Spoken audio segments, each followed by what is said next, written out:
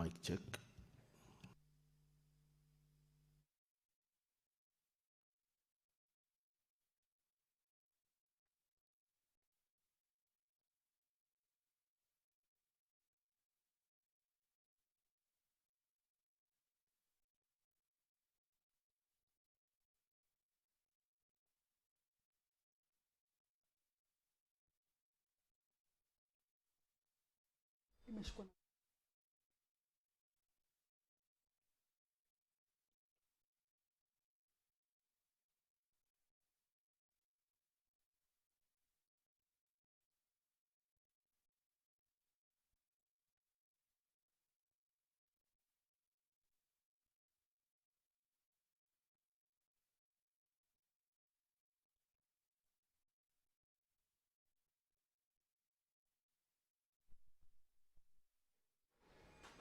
We are right on time for the Senate plenary sitting this afternoon of the 7th day of May, the year 2026.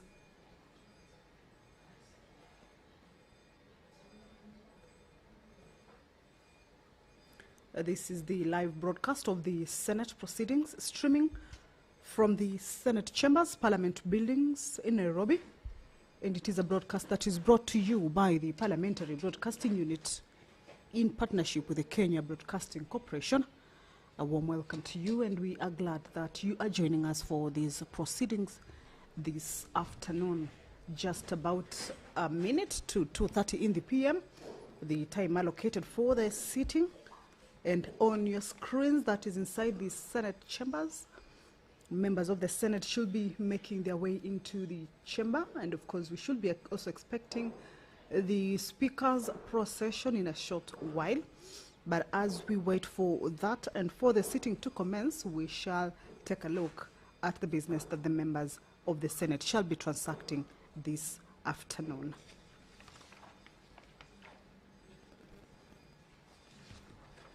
Now, pursuant to provisions of Standing Order 53, paragraph 1, there are senators who this afternoon will be seeking statements from various standing committees. And these statements relate to matters, maybe county, inter-county, national, regional, or even international concerns. And this afternoon, the Senator for Kakamega County, Honorable Dr. Boni Halwale, will this afternoon seek a statement from the Standing Committee on Land, Environment and Natural Resources, and this regards the disputed property in Kakamega town, namely the land belonging to Otiende Estate and the adjacent parcel of land where First Beth Academy is built. This is a statement that the honorable member will be seeking responses to from the Standing Committee on Land, Environment and Natural Resources. Members of the Senate have started making their way into the chamber. But this afternoon, the Senator for Samburu County, Honorable Dr. Lilegwel Tumbesi, also has a statement that he will be seeking from the Standing Committee on Energy, and this regards the implementation of corporate social responsibility, commonly abbreviated as CSR programs, by the Kenya Electricity Transmission Company Limited, KETRACO, in Samburu County. The Senator for Marsabit County, Honorable Mohamed Chute, will this afternoon also seek a statement from the Standing Committee on Roads, Transportation and Housing regarding the rehabilitation of roads in Marsabit County damaged as a result of heavy rains.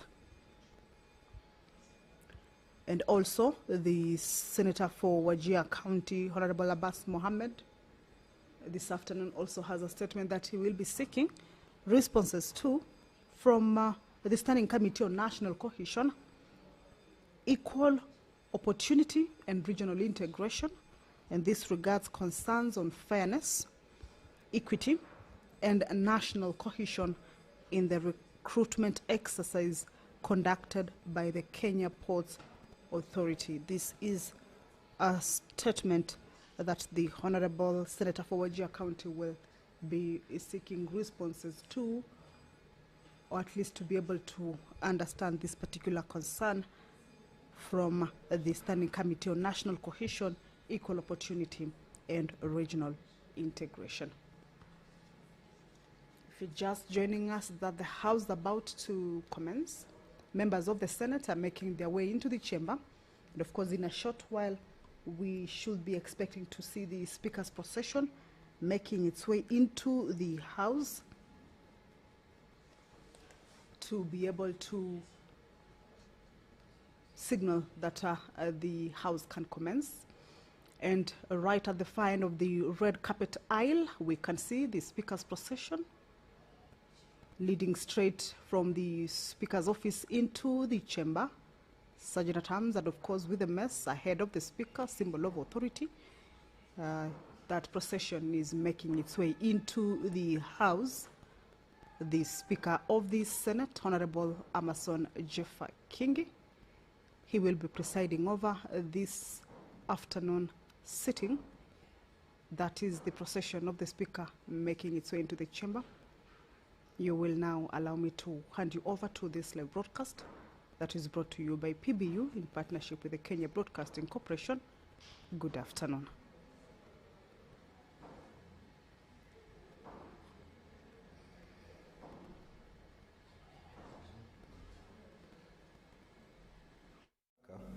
Sisi watumishi wako ambao umeridhika kutuita kwa nyadhifa za uongozi katika jamhuri hii yetu. Tutakuomba utujalie tuyatende na kufikia mambo yote yatakayofikishwa mbele yetu kwa njia ya haki na uaminifu, ili kustawisha amani, ufanisi na heri ya nchi yetu na wale ambao haja zao umezikabidhi mikononi mwetu. Amen.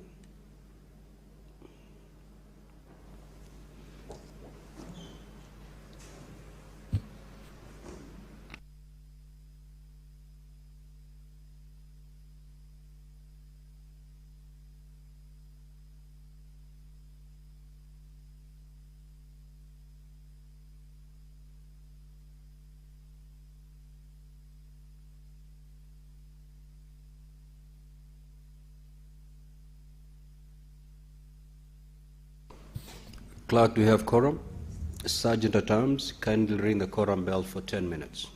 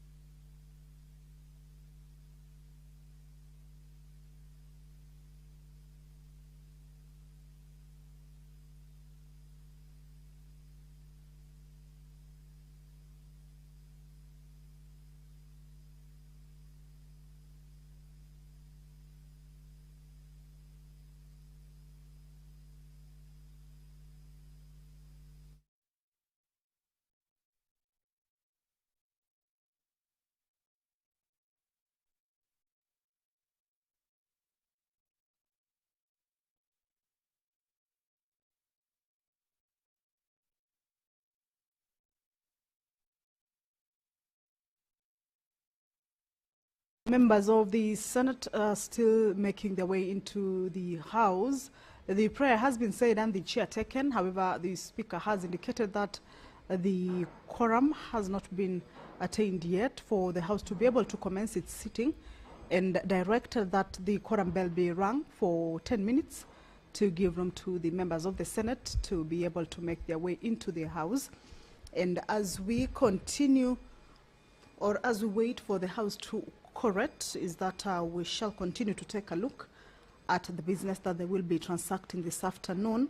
Pursuant to provisions of Standing Order 52, paragraph 1, the Senator for Narok County, Honorable Ledama Olekina, will make a statement regarding the current fiscal approach adopted by the National Treasury on the funding of Parliament and its critical functions. This is a statement that the Honorable Senator for Narok County will this afternoon make on the floor of the House.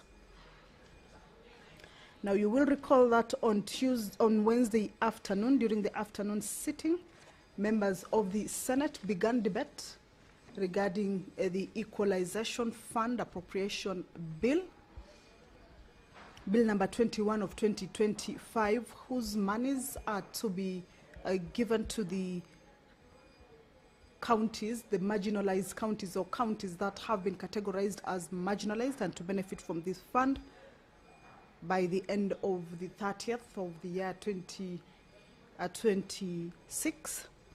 And this is a bill that debate on it has not yet been concluded or exhausted. This matter is coming up or lined up for resumption on the floor of the House this afternoon. Some of the concerns that members of the Senate raised during the debate on the afternoon of Wednesday, the 6th of May, the year 2026, were concerns around the delays in the disbursement of these monies to the areas or to the counties which need to receive these monies and be able to undertake projects that these monies are intended to fund, projects on the water sector, projects on the infrastructure, projects on healthcare, and also projects on electricity, where the counties are yet to receive these resources or to be able to be at par with other counties. These monies are the ones that are meant or intended to conduct that particular work. However, the concerns that members of the Senate were raising yesterday during the debate is that the Treasury has been delaying in the disbursement of these monies, and they were indicating that they need to find a strategy to be able to ensure that the monies are disbursed on time.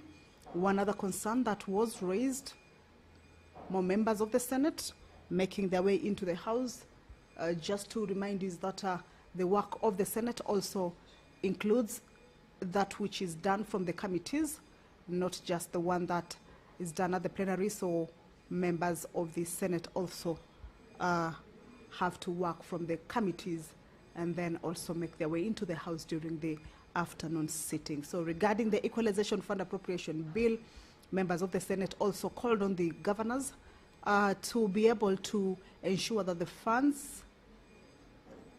let's listen to the Speaker. Good afternoon.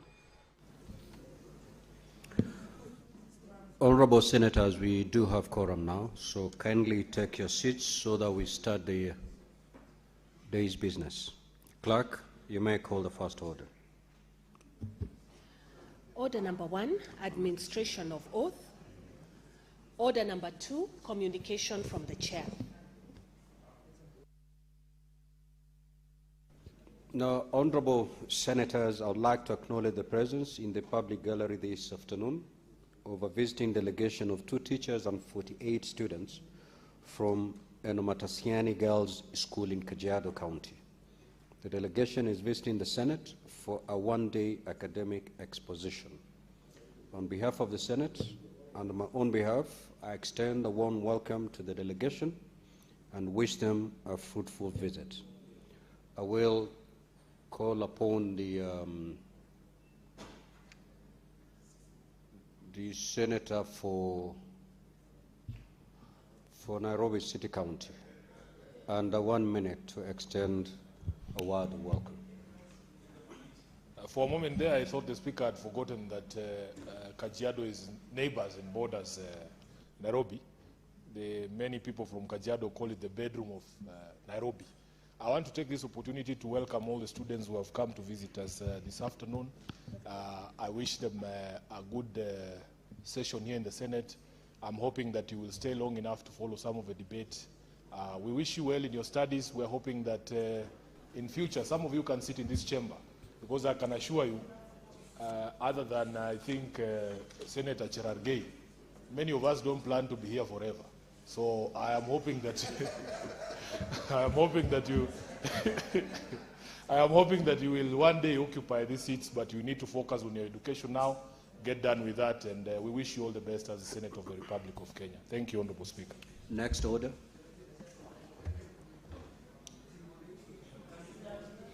Order number 3, messages. Order number 4, petitions. Order number 5, papers. The Senate Majority Leader.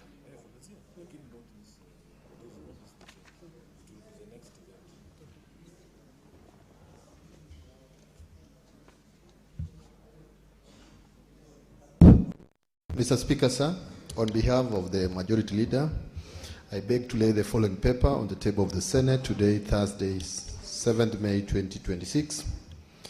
Annual report of the Office of the Control of Budget for financial year 2024-2025.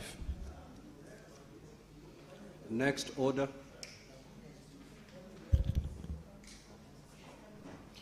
Order number 6, notices of motion. Order number 7, questions and statements. Statement pursuant to Standing Order 52. The statement by the Senator for Narok County, Senator Ledama, is deferred. The statements pursuant to Standing Order 53.1, the Senator for Kakamega County, the Honorable Dr. Boni Halwale.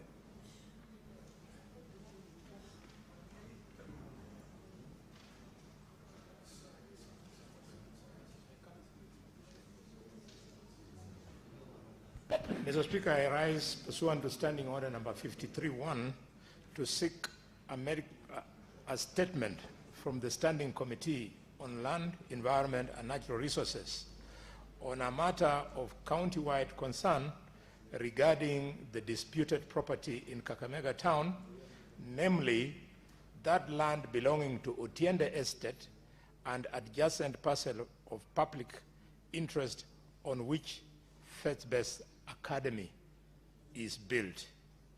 In the statement, the committee should address the following. 1, the ownership status, acreage and title numbers of the land comprising Otiende Estate and the adjacent parcel of public interest on which faith-based academy is built, including authenticated copies of the original title documents relating to both properties. 2, whether the parcel of land on which faith-based academy is built was lawfully transferred, allocated, leased, or otherwise made available to faith-based academy or any private developer, including the legal and administrative procedure that was followed. 3, whether the requisite approvals were obtained for the transfer, allocation, lease, or change of use of the land, including, Mr. Speaker, approvals by the Kakamega County Executive Committee, the Kakamega County Assembly, and the National Land Commission, and copies of the relevant minutes, resolutions, Hansard proceedings in the County Assembly, and relevant approvals. 4, whether public participation was undertaken before the transfer, allocation, lease, or change of use of the public interest land, including the public participation report, minutes, attendance register, and particulars of the members of the public who participated in the public participation.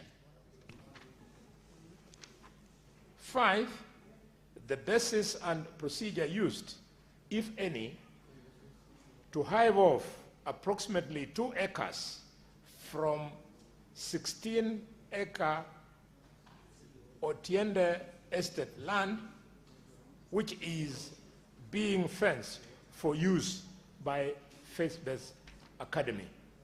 6, the nature of interest held by Faith-Based Academy and its appropriators in the disputed parcels of land, and whether the interest is held jointly, separately, or through any entity connected to Faith-Based Academy. I thank you, Mr. Speaker. Senator for Samburu County, the Honorable Dr. Lelegwe.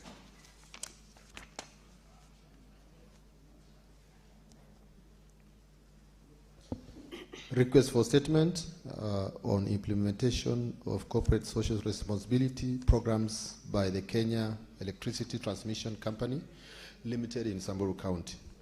Mr. Speaker, sir, I rise pursuant to Standing Order 53.1 to seek a statement from the Standing Committee on Energy on a matter of county-wide concern regarding implementation of corporate social responsibility programs by the Kenya Electricity Transmission Company Limited, Kentraco, in Samburu County. Mr. Speaker, sir, Samburu County hosts several strategic energy transmission infrastructure, including the Ethiopia-Kenya 500 kV and the Loyangalani-Suswa 400 kV transmission lines.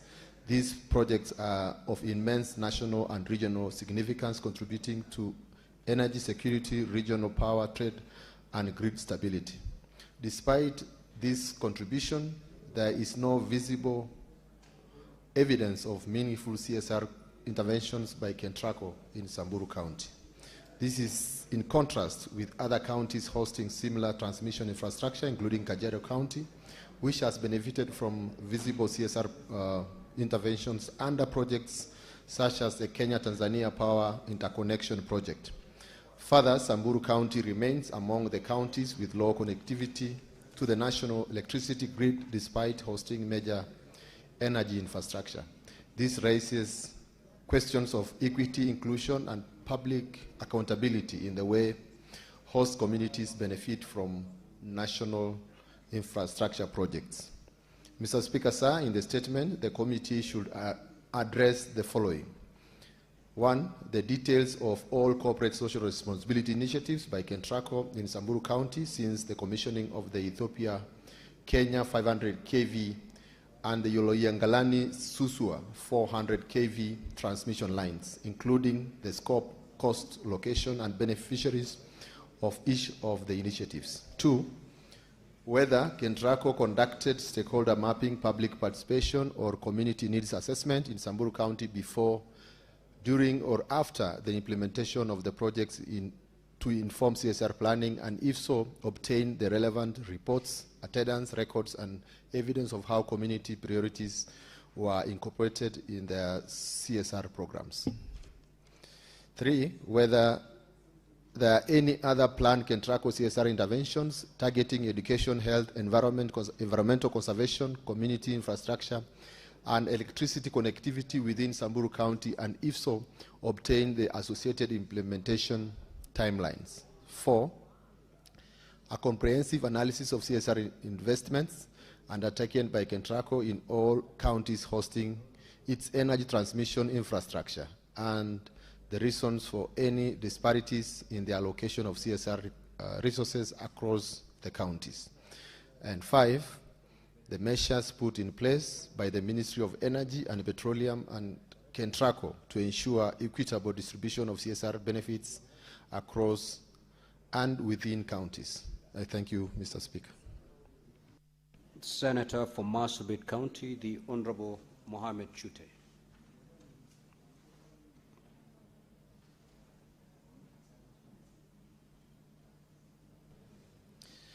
Mr. Speaker, sir, on behalf of the Senator of Marsabit County, I read his request for statement: emergency rehabilitation of roads in Marsabit County damaged by heavy rains. Mr. Speaker, sir, I rise pursuant to Standing Order 53.1 to seek a statement from the Standing Committee on Roads, Transportation and Housing on a matter of county-wide concern regarding the deterioration of several key roads in Marsabit County following the recent heavy rains. Mr. Speaker, sir, the ongoing rains have caused extensive damage to road infrastructure across Marsabit County. Flooding and erosion have rendered critical transport corridors impassable, severely disrupting the movement of people, goods, humanitarian assistance, medical referrals, and security operations.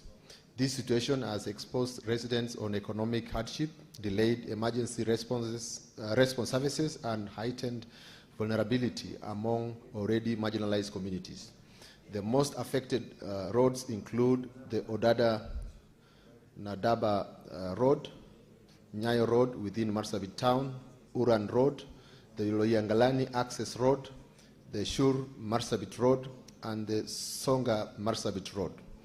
In the statement, the committee should address the following. One, the immediate interventions being taken by the Ministry of Roads and Transportation to rehabilitate the affected roads, including timelines for restoration of accessibility.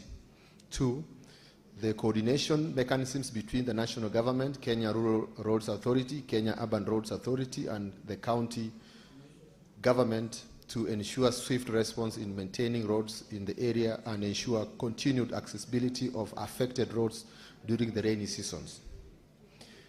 Three, whether a rapid assessment has been conducted to determine the extent of damage caused by the recent heavy rains across Marsabit County, and especially the resources allocated for emergency repair works.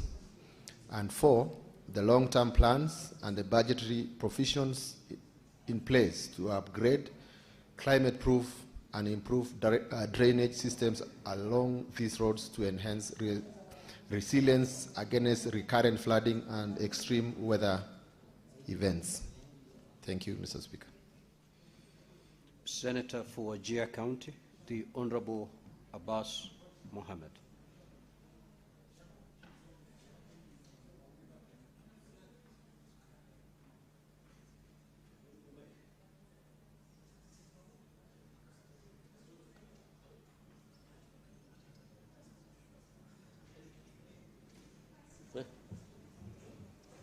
Okay, thank you, Honorable Speaker.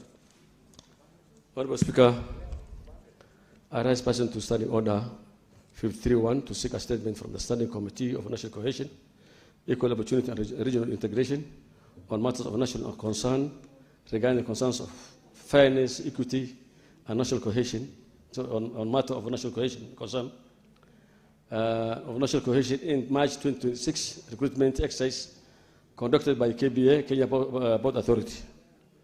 Honorable Speaker,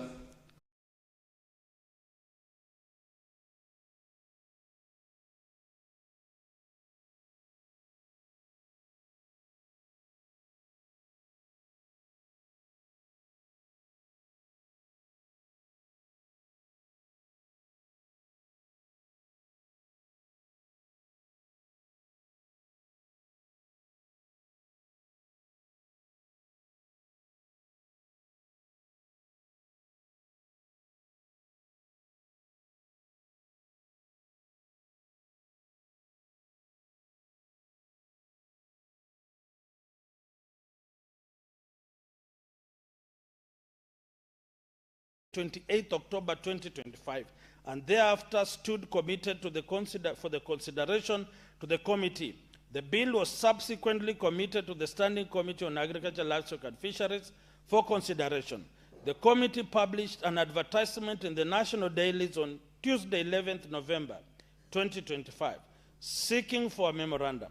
The principal object of this bill is to establish a framework through which county governments can guarantee farmers a minimum return on their produce in order to cushion them against unpredictable market fluctuations. The bill is currently undergoing public participation, with the committee having resolved to undertake targeted stakeholders. Mr. Speaker, sir, during the period under review, 9 statements were sought from the committee as follows. 1. Statements sought by Senator Professor Tom Ojienda regarding ongoing initiatives aimed at restoring degraded agricultural land in Kisumu County. Statements sought by Senator Professor Ojienda regarding death of fish in fish cages in Lake Victoria. Statements sought by Senator Alexander Mondigi, Dr. MP, regarding pest infestation threatening Muguka crop yields in Embu County.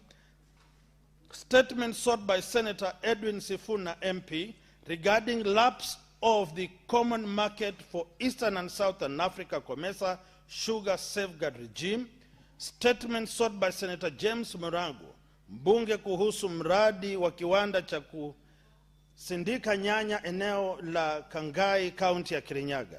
Statement sought by Senator James Murangu, MP regarding performance of Kenya Agricultural and Livestock Research Organization, KALRO, in soil testing and analysis. Statement sought by James Murango, MP Senator, regarding allocation and disbursement of the Commodities Fund for the clearance of coffee cooperative debt. Statement sought by Senator Eddie Okech, MP, regarding waiver of Agricultural Finance Corporation loans owed by farmers in Migori who were affected by 2011-2014 drought. And statement sought by Senator Enoch Wambua MP regarding use of emergency funds by county governments to purchase seed for residents in arid and semi-arid ASAL counties. Mr. Speaker, sir, out of the 9 statements, 2 statements have been concluded as follows. Statements sought by Senator Mundigi, MP Doctor, regarding pest infestation threatening Muguka crop yields in Embu County. Letter forwarding response shared with the Senator. B, statement sought by Senator Edwin Sifuna MP regarding lapse of the common market of Eastern and Southern Africa COMESA sugar safeguard regime. Letter forwarding response shared with Senator. Mr. Speaker, sir, during the next quarter, the committee will prioritize the following legislative agenda. 1, engagements with county governments on the implementation status of irrigation, agriculture, and food security projects undertaken by the respective counties. 2, undertake inspection visit to assess progress on the Mwenche multipurpose dam project and the Galana Gulalu irrigation projects, accompanied by the Ministry of Agriculture and Livestock Development, as well as water and irrigation, respectively. 3, commence the mediation on the MAGBIN Bill 2022, Senate Bill number 13 of 2022, and finally, undertake a retreat to deliberate on issues of concern raised on various bills with participation from targeted stakeholders, and further to consider and adopt the reports on the bills before the committee. Thank you, Honorable Speaker. Senator David Wafula Wakoli, MP. Thank you. The Chairperson, Standing Committee on Energy. That statement is deferred. The Chairperson, Standing Committee on Finance and Budget.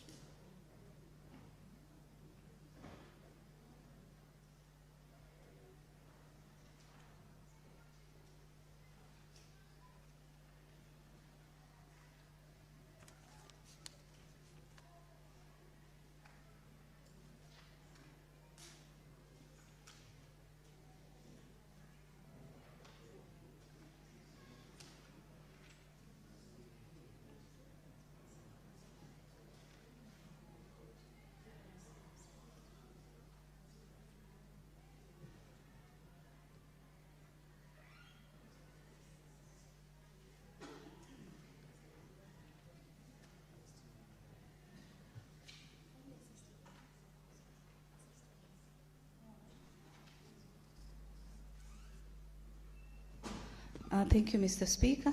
A statement relating to the activities of Standing Committee of Finance and Budget, pursuant to Standing Order 56-1 for the period between 10th February and 30th April 2026. Mr. Speaker, I rise pursuant to Standing Order 56-1B to make a statement relating to the activities of the Standing Committee of Finance and Budget for the first quarter of the 5th session covering a period between 10th Feb and 30th April 26.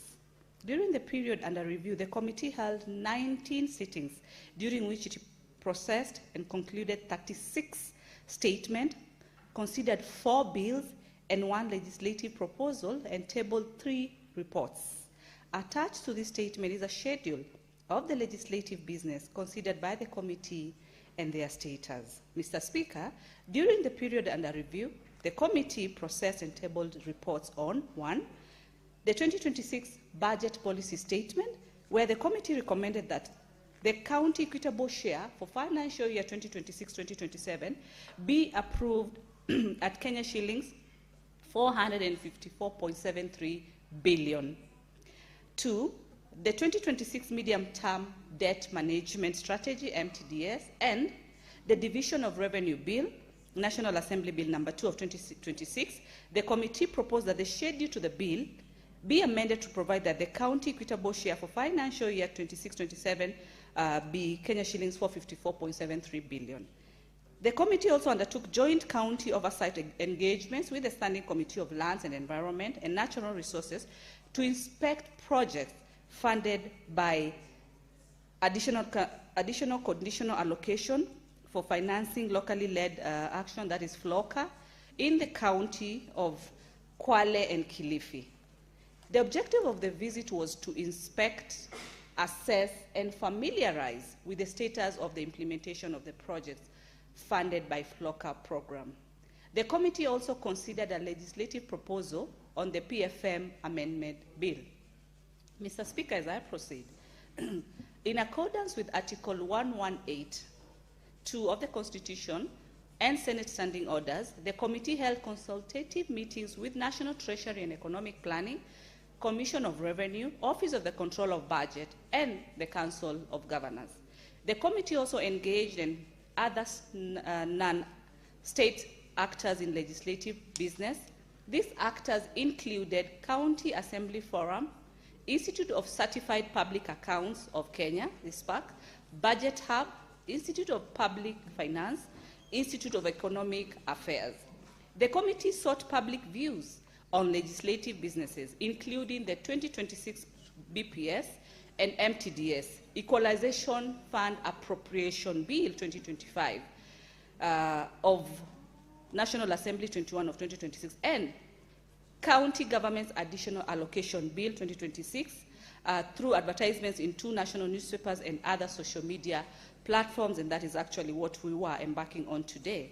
Number 9, Mr. Speaker, the committee followed and agreed mechanisms for processing statements, providing senators with responses as soon as they received from the relevant agency or county. The senator is required to indicate any issue that need clarification within 14 days, failure to which then the statement is considered concluded. And this one, Mr. Speaker, if you do a statement with the Committee of Finance, get a response. If you don't respond within 14 days, we assume, of course, that you are satisfied with the response from the relevant office. Number 9, Mr. Speaker, during the second quarter of the year, the committee is scheduled to, 1, process and table reports on the Equalization Fund Appropriation Bill, the County Government's Additional Allocation Bill, the County Allocation of Revenue Bill, and the Public Procurement Asset Disposal Bill. The request by National Treasury and Economic Planning for approval of stoppage of funds to the county government of Meru, something that we've executed today, Mr. Speaker, and that has been stopped. Undertake county oversight engagements to inspect projects funded by the additional allocation for FLOCA and Equalization Fund in Kisumu, Vihiga, Embu, Kirinyaga, and Wajir counties. Thereafter, the committee will table a report on the visits for consideration by the House, and we urge the relevant senators elected in those regions to accompany the committee. Consider the control of budget report on the implementation of the county government's budget. Lastly, as I conclude, Mr. Speaker, I wish to thank your office and the office of the Clerk of the Senate for the continuous support accorded to the committee in its work in executing its mandates.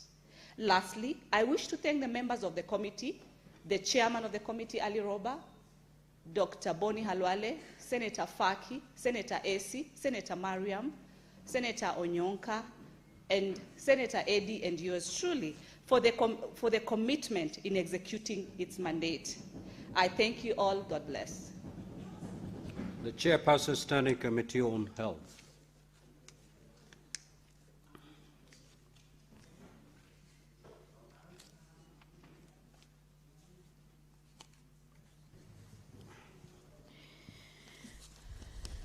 Thank you, Mr. Speaker.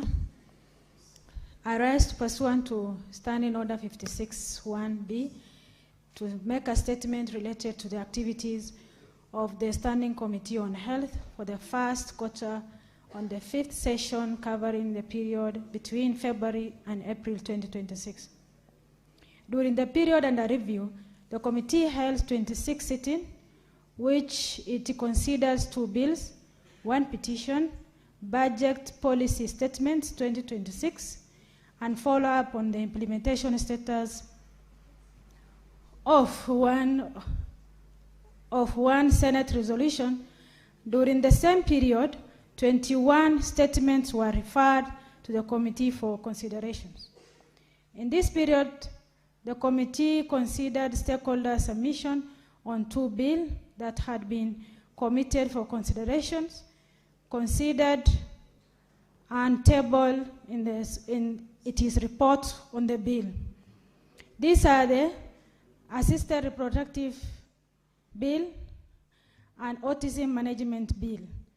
During the period under review, the committee also considered its considerations on the petition-related alleged discriminations, interference, and violation of the clinical officers' practice rights by the Ministry of Health, the Council of Governors, and the SHA laid its reports on the table of the Senate. The petition on the CUSO raised a question touching on the health system, labor relations, health workforce, governance, and access to service. In its report, the committee noted that the clinical officers are often the first and in many places only the point of contact for patients, especially in the rural and underserved areas, where they provide diagnosis, treatments, and minor surgical procedures and long-term disease management. Mr. Speaker, sir, during the period under review, the committee considered oversight visits in 5 counties, that is Lamu, Nakuru, Bungoma, Baringo, Elgeyo Marakwet, and Nandi. Mr. Speaker, sir, a specific objective of these visits are to assess the state and the quality of the infrastructure, facilities and hospital equipment, and provision of emergency service and automations of the healthcare provision system for the patients, drugs, commodity management, and availability of requisite healthcare personnel, the gaps and the challenges, if any, and the counties face in regard to healthcare workers, access the availability of the drugs and medical supplies in the healthcare facilities in the county. Mr. Speaker, the engagement involved visiting to the key health facility, direct interactions with the county leadership, healthcare workers, and the members of the public. Mr. Speaker, during the visit, the committee observed a chronic staff shortage and low staff morale and motivations. In relation to the infrastructure, the equipment, the safety, and many healthcare facilities exhibit significant infrastructural deteriorations, inadequate facilities, severe overcrowding. The medical equipment is often non-functional, breakdown, or lying idle due to lack of reagents or technical experts. Several counties have significant capital-intensive healthcare projects that have either installed or remain non-operational years after initiation. Another observation is that the counties routinely face supply shortages of essential drugs, reagents, consumables. While improvements in the KEMSA fill rates were noted in some areas, unmet supply needs, persistence, and facing patients to purchase a medicine privately. Accumulation of the expired drugs on the shelves and in store is widespread, indicating a poor stock management and inadequate disposal procedures. Health record management and inventory record system is heavily reliant on a sufficient manual paper-based process. Mr. Speaker, during the period of under review, 21 statements were committed to the committee for considerations. The committee sought reports on the issue, raised a statement from the relevant stakeholder. In this regard, the committee received 15 responses, which were submitted to the senators for their consideration. Subsequently, the committee has considered, considered 8 statements, instances where their responses were found to be unsatisfactory and insufficient. The committee sought supplementary information and clarifications from the concerned stakeholders. During the second quarter, the committee will follow up on implementation status of the Senate resolution pursuant to provision of Standard Order 2284. The committee will also consider the reports on the cells, tissue, and organ transplant service in Kenya and operational reports of the SHA. Mr. Speaker, in conclusion, I wish to thank your office, the office of the clerk, the Senate for continue supporting according to the committee to execute its mandates, and also wishes to thank the member of the committees for diligence and contribution to undertake the committee mandate. Thank you.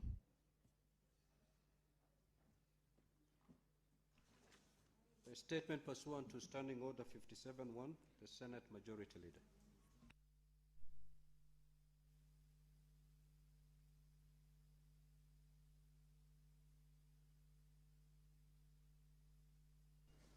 Thank you, Honorable Speaker.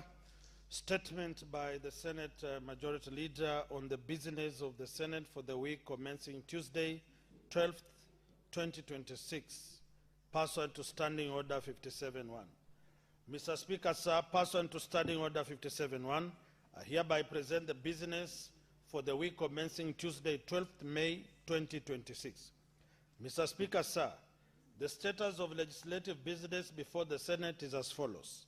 1.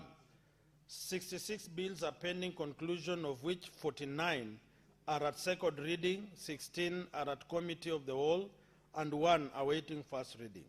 2. 17 motions are pending conclusion. 3. 17 petitions are pending conclusion by respective standing committees. Of these petitions, 15 are due for reporting. And finally, 515 statements pursuant to Standing Order 53-1 are under consideration by respective standing committees.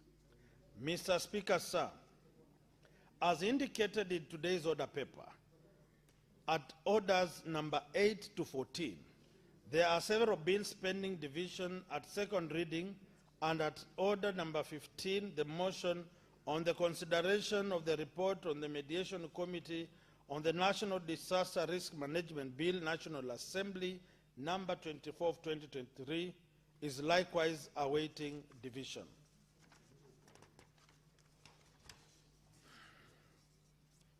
I therefore implore upon honorable senators to remain in the chamber so that the pending divisions may be undertaken, and urge the party whips to ensure that the requisite number of county delegations are present to enable the Senate to dispense with the business. Mr. Speaker, sir, at the next sitting of the Senate on Tuesday, 12th May 2026, the tentative business for the day will include business not concluded from today's order paper, as well as business indicated in the notice paper. The tentative business for the morning sitting on Wednesday, 13th May 2026, will include questions to Cabinet Secretaries as approved by the Senate Business Committee, as well as motions. The questions scheduled include 1. Questions to the Cabinet Secretary, Ministry of Information, Communication and the Digital Economy. Questions to Cabinet Secretary, Ministry of Cooperatives and Micro, Small and Medium Enterprises. And question to the Cabinet Secretary, Ministry of Environment, Climate Change and Forestry. Mr. Speaker, sir, the tentative business for the afternoon sitting on Wednesday, 13th May 2026, will include business not concluded on Tuesday's order paper and the following. Bills at second reading. 1. Agriculture and Food Authority Amendment Bill, Senate number 13, 2023. The County Government Senate Officers Removal from Office Procedure Bill, Senate Bills number 34 of 2024. The County Government's Amendment Bill, Senate number 39 of 2024. The Street Naming and Property Addressing System Bill, Senate number 43 of 2024. The County Government's Laws Amendment Bill, Senate number 52 of 2024. And the County Government Laws Amendment Bill, Senate number 14 of 2025. B. Bills at Committee of the Whole. 1. The Seed and Plant Varieties Amendment Bill, Senate number 4 of 2025. The Sport Amendment Bill, Senate number 33 of 2024. The Electronic Equipment Disposal, Recycling and Reuse Bill, Senate number 5 of 2025.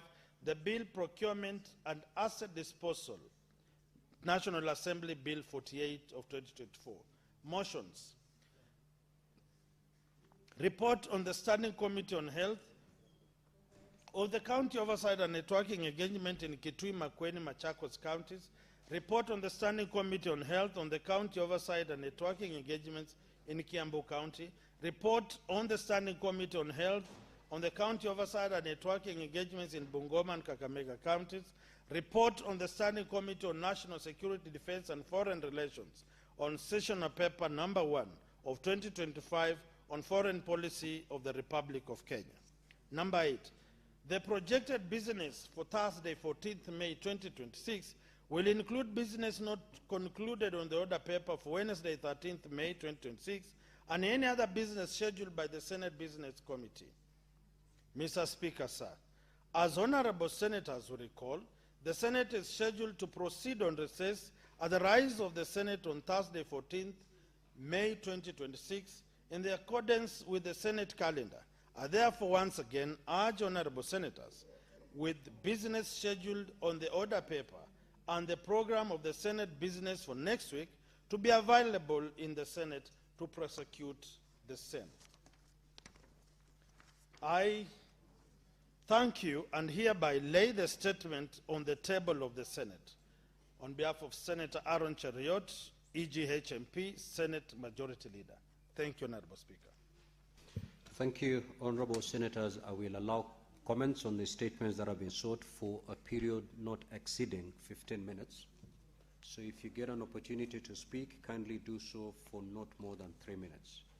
However, no comments shall be made on the statements that has been requested by Senator Abbas, because it has been established that that particular statement is in violation of Standing Order 54, and therefore the same is hereby expunged from the record until such a time that particular violation is cured.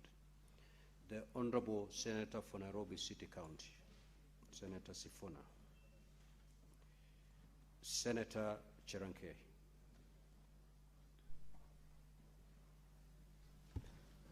Thank you, Mr. Speaker. Sir, let me comment on one statement by the Senator, distinguished Senator of Marsabit. Mr. Speaker, we don't want to blame the rains, because there are so much rains for us farmers. We are happy that there is a lot of rains, there is a lot of food.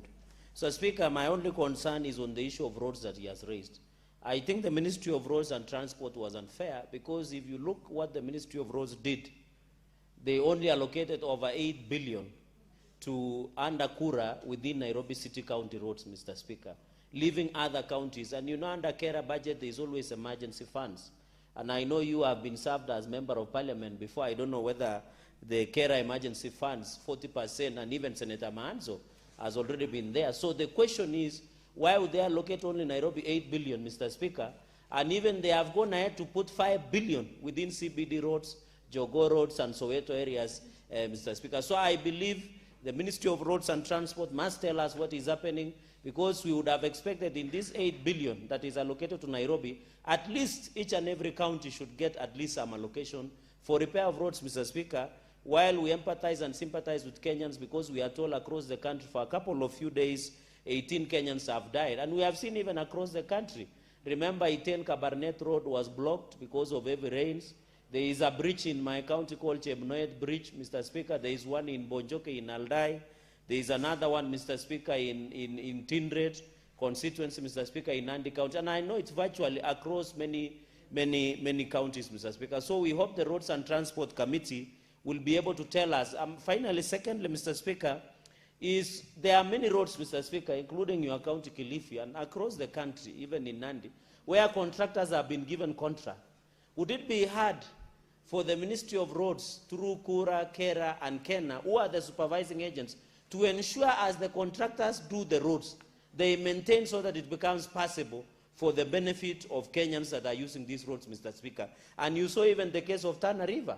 It is now flooding and people are moving because of heavy floods that we see in Tana River, Mr. Speaker. Mr. Speaker, finally on the issue of health, the one on Agriculture Committee, Mr. Speaker, I had a question where I had requested that under the Crops Act of 2019, Mr. Speaker, all cereals must measure 90 kilograms, must measure 50 kilograms. But Mr. Speaker, I brought, and I'm happy the Chair of Agriculture is there, that why is it that maize is measured at 50 kilograms, while potatoes, mung beans, Mr. Speaker, beans are measured at 50 kilograms. They are ripping off from maize farmers, Mr. Speaker, and I hope the Chair of Agriculture who is here should listen and address that matter, because it is affecting and demoralizing my maize farmers, Mr. Speaker, yet it is in the law. The National Cereals and Produce Board must and should buy maize at 50 kilos so that my maize farmers in Nandi, in Uasin and across the country can get opportunity. Mr. Speaker, I support. Senator Manzo. Mr. Speaker, I equally arise to support Senator Chute. Mr. Speaker, recently Senator Chute took me and Senator Consolata to his county. And specifically, we, as a Committee of National Cohesion, we were going to help sort out some cohesive issues in the north, and especially with the border with Ethiopia. And Mr. Speaker, it took us over 12 hours to get to Moyale. But thank God and President Kibaki, he did the Moyale road. It used to take 4 days to get to Moyale from Nairobi. But any other place you have to leave the main road, Mr. Speaker, you cannot move. In fact, from Moyale to Mandera is 400 kilometers on a rough road with rivers. And it tells me that if you go with a brand new car, and you have to carry 4 other new tires, because you are going to lose all your tires on the way. Mr. Speaker, bearing in mind that we have rolled a levy and that we are raising a lot of taxes from fuel, we should be able to grade roads and do roads in every single county of this nation, Mr. Speaker. The situation in Marsabit is very wanting, and Mr. Speaker, it's a county blessed with a lot of, resources, Mr. Speaker. We have places you can do new towns. We have places you can, do animals and even slaughter them there, and even, because of being halal, send them to Middle East very easily using cargo planes. The nation has not invested in northern Kenya, and I think it should begin with the roads. That is where it pains most, so that the people in that area can have access. The communities live far and wide. They are very hard to reach, and I think it's a high time now we made equal opportunity for this nation, Mr. Speaker. It is not only Marsabit County suffering, Makwiny County also got a very little allocation even to do the roads which belong to the county. And after the rains, almost every county in the Republic, Mr. Speaker, has a challenge with feeder roads, with roads where you can transport food produce, where you can transport animals for those who rear animals. Mr. Speaker, I believe that the committee dealing with the roads should really take this matter seriously so that we have equal distribution of resources in the Republic. I thank you and I support. Senator Kenywa. Asante Bwana Spika kunipa fursa hii. Nataka kuchangia taarifa iliyoletwa na Senator Boni Halwale kuhusu miliki wa ardhi, Bwana Spika. Bwana Spika, kamati inayohusika ambayo inaongozwa na Senator wa Mombasa, Senator Faki, wanapaswa washughulikie hili jambo, kwa sababu umiliki wa ardhi katika Jamhuri ya Kenya, kwa sababu ya ukosefu wa zile hati miliki za ardhi, unapata kunakuwa na migogoro unapata hata mauaji yanatokea, Bwana Spika, kwa sababu ya ukosefu wa hizi hati miliki. Kwa hivyo kamati inapaswa wafuatilie kabisa, na hasa hii tume ya kitaifa ya ardhi waweze kutoa mwongozo dhabiti, kujulikane kwamba ni nani mwenye shamba, ana shamba kiasi kipi, ndio kuache kuwa na huu mgogoro ambao unapata na hawa wakora wanaingilia katikati na wanaanza kunyakua mashamba ya watu, Bwana Spika. Na hilo ndilo jambo ambalo linasumbua. Ukienda Laikipia, mheshimiwa, mahali kunaitwa Dhome, shida ni hii, watu hana hati miliki za mashamba. Kwa hivyo hawa wafanyi biashara walagai wanaingilia kati na kuchukua zile shamba na kuleta vita. Si Dhome peke yake, Bwana Spika, ukienda mahali kunaitwa Kairigere na hata mahali kunaitwa Matanya, shida ni hii Bwana Spika. Kwa hivyo hii shida ya mashamba iko sehemu nyingi ya Jamhuri ya Kenya. Bwana Spika, katika taarifa iliyoletwa na Senator Chute, mambo ya barabara, Bwana Spika, nakubali kabisa kwamba mvua ni baraka, lakini vile vile haya maafa yanayoletwa na mvua, unapata barabara zetu ziko katika hali mbovu kabisa, Bwana Spika, kwa sababu ya vile wanakandarasi wanavyotengeneza barabara zetu na kutoweka ile mitaro ya kuondoa maji, Bwana Spika.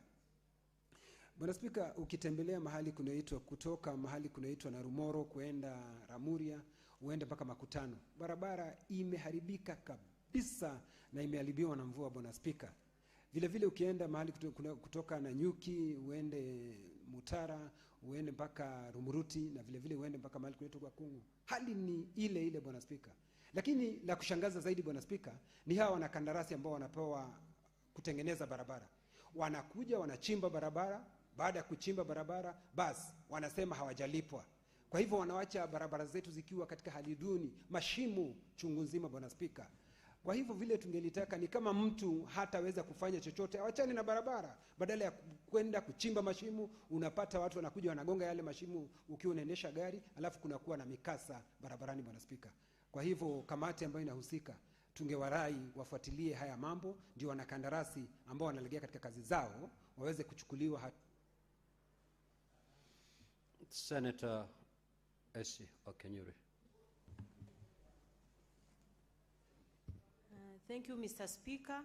I wish to support the statement by Senator Abbas on the status of the recruitment exercise at the Kenya Ports Authority.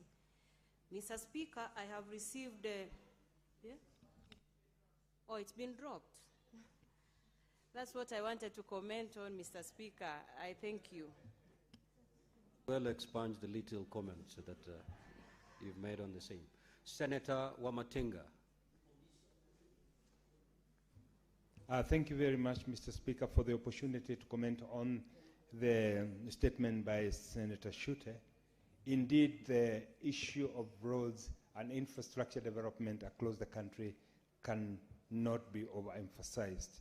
It is indeed, Mr. Speaker, as has been mentioned, that the distribution of the road construction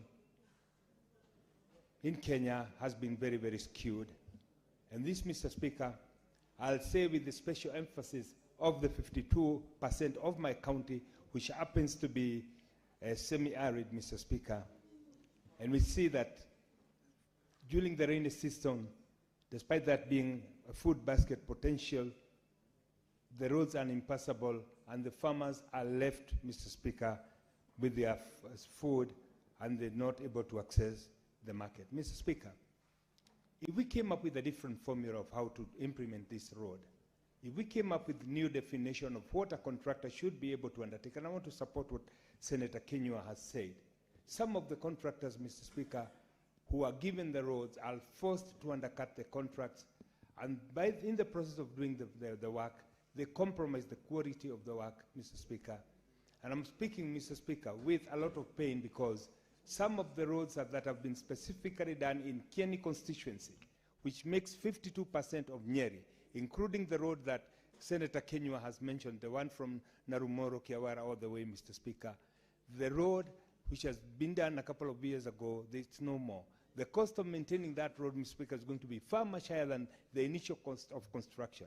Therefore, Mr. Speaker, it is called upon us, Mr. Speaker, to relook at how we evaluate the contractors. We relook at, Mr. Speaker, the contractors who we award these contracts. And most important, Mr. Speaker, we must limit the political interference from the leadership, because of some of unethical practices, they end up pushing the contractors to the edge, so that the contractors are forced to compromise the quality of the road, Mr. Speaker. Having said that, Mr. Speaker, it is also very important to mention that we saw, for the first time in the history of this country, the northwestern region, which has been marginalized by all successful governments, have now gotten a 710 kilometers long road, Mr. Speaker, which is going to open up the potential in that area, Mr. Speaker. But as we're doing that, Mr. Speaker, let it also not be lost to us that some areas still remain marginalized, and the contractors and the ministry must come up with a methodology that will ensure that once we do a load, we do not do the road volume, we do proper roads that will be able to withstand the weather conditions, roads that will be able to withstand the conditions in those areas. I support, Mr. Speaker. Senator Newton. Thank you, Mr. Speaker. I rise to support the statement first by Senator Chute on the maintenance of roads in his county, Mr. Speaker. Mr. Speaker, why we have a road maintenance levy in every liter of fuel that we buy from the pump, Mr. Speaker, is so that we can be able to maintain our roads. Because it is not enough to build roads. Roads, once built, must be able to be maintained in order for them to continue giving services. And Mr. Speaker, I'm saying this because there is a road also that affects my county, a road 12 kilometers, opened during the reign of the late President Moi in 1988, a dual carriageway connecting Thika to a town called Kenol. We have not seen, since 1988, 38 years ago, or for some 38 years, we have not seen, potholes in that particular road. And they are now there, because any time that road, Mr. Speaker, gets damaged, there is recarpeting. That is not happening, and we must call upon the Minister of Roads to maintain roads, because maintenance is what must be done besides making of new roads, Mr. Speaker. Allow me also, Mr. Speaker, to comment on the statement by Senator Boni Halwale on public land that he is seeking to see to it that the ownership of the same is established, and that there is an institution sitting, on a part of that particular land, Mr. Speaker. We must protect public land wherever it is, Mr. Speaker, because if we want to have future development, Mr. Speaker, and public utilities, expansion of public utilities, we must have land on which we will do that. Mr. Speaker, it will be remembered that not long ago, a part of Langata Road Primary School playfield had been grabbed by a neighboring hotel, Mr. Speaker. And this is a culture, this is a cancer that we must cure. That institutions, hotels, private investors and everybody must keep public land away from their plans, Mr. Speaker. So I want to support that land that belongs to the public in Kakamega, where a school is sitting. If the school is sitting on public land, then something must be done so that the same goes back to the public. Mr. Speaker, I support. Senator Mwenda Gataya. Thank you very much, Honourable Speaker. I wish to support the statement by Honourable Chute on the state of roads in this country. Honourable Speaker, I don't know for what reasons that we have not been having equal distribution of roads. There's no roads, Honourable Speaker, is a very critical component in terms of development. Honourable Speaker, I come from the Tharaka County. Tharaka County, Honourable Speaker, some parts have been seriously neglected. There is a road which from Chakariga to Marimanti, which is some very key institutions. Tharaka University, Tharaka South Citizen Headquarters, name them. All the big institutions in Tharaka constituency, Honourable Speaker. That road was, I think it was launched around 2015 up to now. Even the part that road the part which was made has already started peeling off.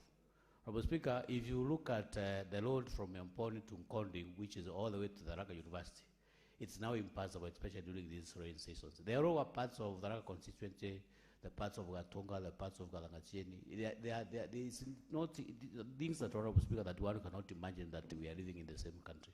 So, Honorable Speaker, it's a matter that the ministry should move with a lot of speed and make sure that every part of the country, every part of this country, Honorable Speaker, enjoys good infrastructure, because roads are a critical component in terms of development, Honorable Speaker. So I want to agree with Senator Chute, not only in Matisabit, which has been neglected. There we have some serious part of this country that does not enjoy any good infrastructure in terms of roads, Honorable Speaker. It's an issue that should be looked at very critically by the ministry, and it's high time, Honorable Speaker, that the people who are supposed to make sure that people get good roads, even the contractors who are supposed to be on the side, Honorable Speaker, should be paid on time so that maybe they can complete the roads that are already initiated, Honorable Speaker. In that arrangement, Honorable Speaker, I support the statement by Honorable Chute. Senator Mandago. Thank you very much, Honorable Speaker. Honorable Speaker, I would like to contribute the statement by Senator Boni Khalwale. Honorable Speaker, public utilities are set aside for a specific cause, and it is becoming an alarming situation in our counties, Honorable Speaker, because public utilities are increasingly being leased out regardless of the purpose that was being set aside for. I therefore want to agree with Senator Monica Lwale and support this statement that the ownership of that land needs to be ascertained, and we need to ask our county governments not to abuse the powers that they have been given in collusion with officers from the National Land Commission who are based in the counties, Honorable Speaker, and begin allocating land while backdating documents, Honorable Speaker. Honorable Speaker, we have witnessed situations where, and you know we are fortunate, Honorable Speaker, the longevity of life in this country, the average lifespan is around 70 years. You find a number of former county council clerks, former county council treasurers, former county council chairmen and municipal chairmen, Honorable Speaker, and former chairs of planning committees of municipalities are still around with us. They are no longer in office, but they are signing documents, Honorable Speaker. And that is why you would find land like this one in Kakamega would easily change hands. And when you check out the documentation and the signatures, they are verifiable.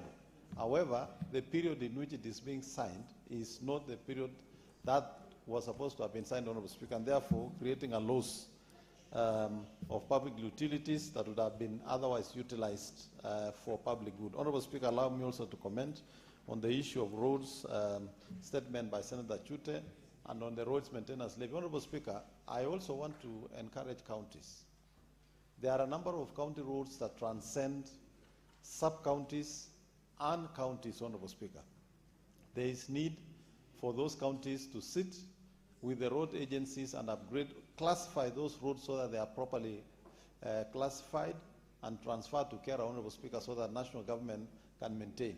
If you look at the distribution of roads between national and county governments, Honorable Speaker, you'll find there are more kilometers of roads in our counties compared to the number of kilometers of roads that has been set aside for maintenance by Kera, Kura, or Kena, Honorable Speaker. Honorable Speaker, counties need also to check and reclassify the roads so that appropriate agencies can take them up, Honorable Speaker. Honorable Speaker, I sympathize with my friend Senator Mwenda Gadhaya of Tharaka-Nithi when he says that the roads in those places are neglected, and it tends to encourage me that, Honorable Speaker, the theory and the narrative of Mount Kenya seems there is a difference between Mount Kenya East and Mount Kenya West.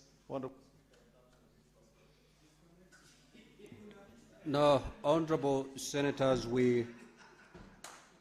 allow me to rearrange today's order paper. We will move to order number 17 and thereafter resume the normal flow of today's order paper. Clerk, kindly proceed to call that order. Order number 17, the Equalization Fund Appropriation Bill, National Assembly Bills number 21 of 2025, resumption of debate interrupted on Wednesday, 6th May 2026, afternoon sitting, second reading. Now, honorable senators, before I call upon those who wish to speak on this particular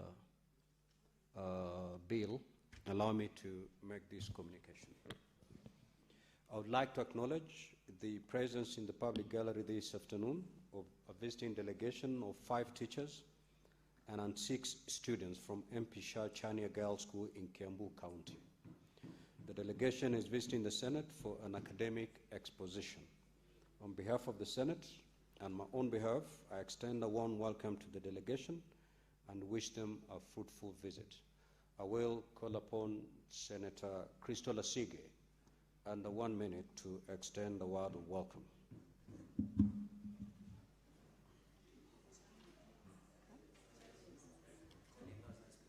Thank you very much, Speaker. I appreciate the opportunity to greet and welcome the group from Chania Girls High School to the Senate.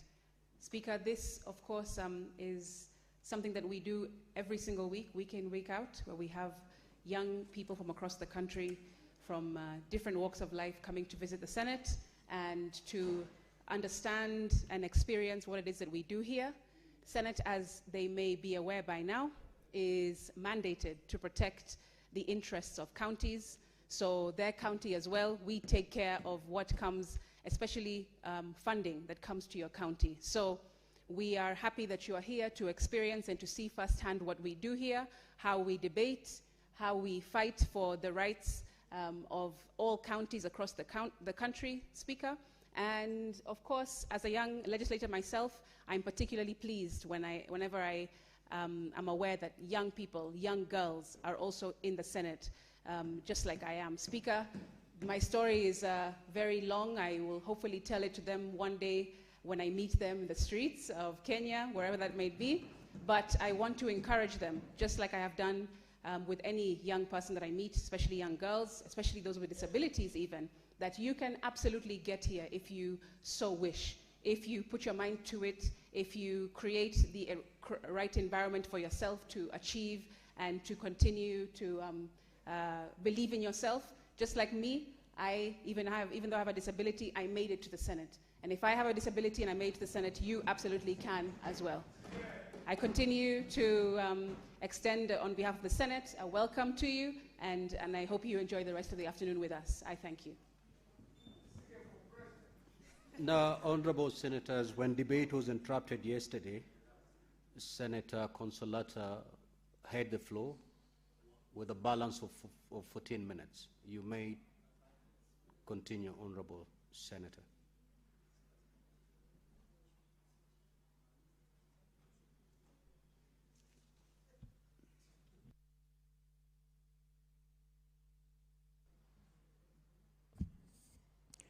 Thank you, Mr. Speaker, for the additional time.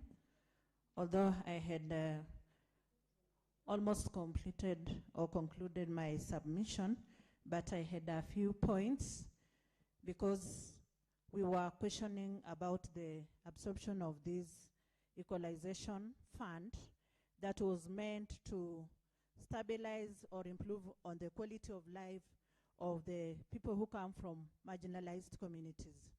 I was majorly focused on Bungoma County and specifically Mount Elgon, which has the allocation for the funds, but we are shocked to learn that these funds have not actually been absorbed or they have not been allocated.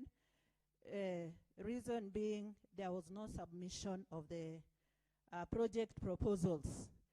So I was wondering how a county of repute like Bungoma County can miss out on submitting proposals or project proposals when we have got so many youths in Bungoma County who are using digital spaces to look for jobs.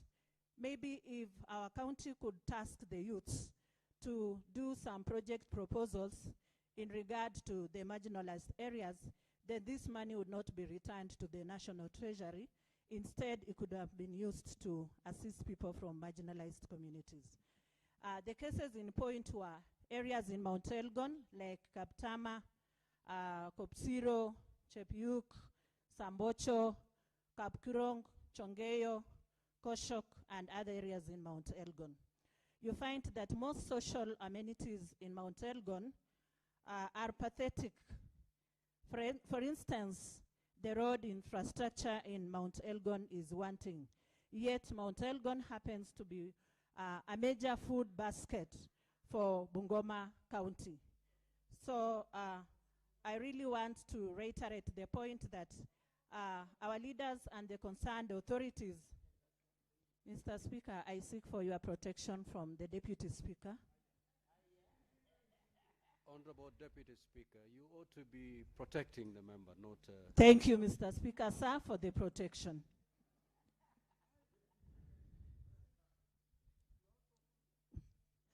Thank you, sir. Thank you, Mr. Speaker, for that protection. So echoing the points that were given by other senators in regard to their specific counties that required the Equalization Fund. So Mount Elgon has got a very poor road network, and it could be ideal if the authorities really maximized on that and did the relevant project proposals in order to get that money so that it can improve on the social amenities. It is a little bit weird to see women trekking to fetch water from very far places, looking for water, maybe to water their livestock and do irrigation, and maybe even for domestic use. And if you look at the health facilities, they are also pathetic. In some areas, we just have buildings, but they are not well equipped. There is no human capital in those hospitals. And this, as a mother, will always affect maternal and infant health care. And I'm calling upon the authorities to check on that.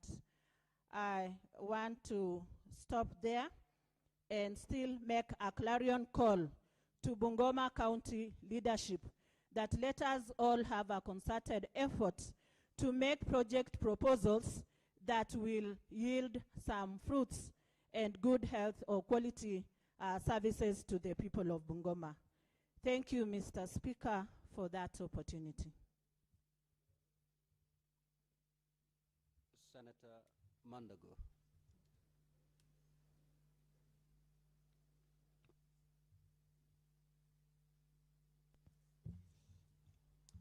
Thank you very much, Honorable Speaker. Honorable Speaker, I would want to make my contribution on this Equalization Fund bill, Honorable Speaker.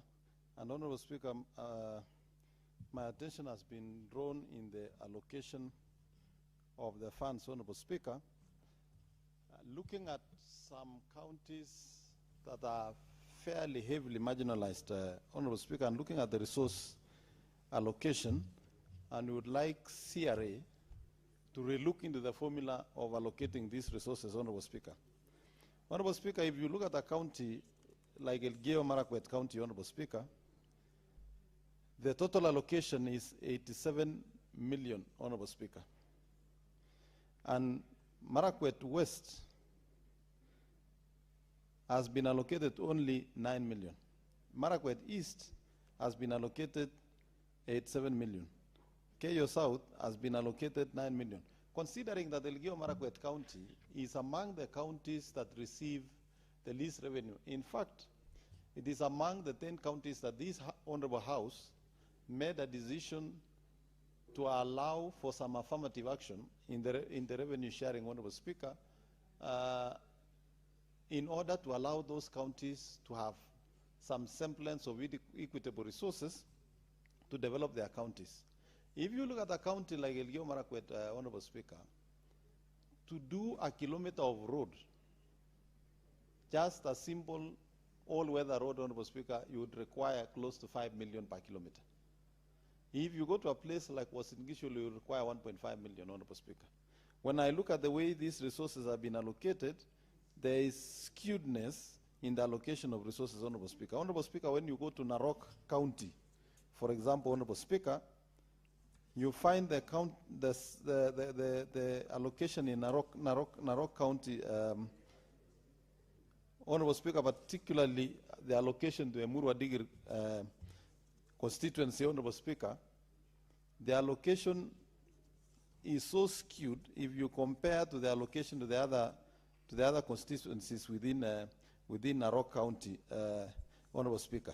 If you look at, for example, Kilgore's constituency, which is just a neighboring constituency, they share the same geographical area, the same types of soils, population, almost population.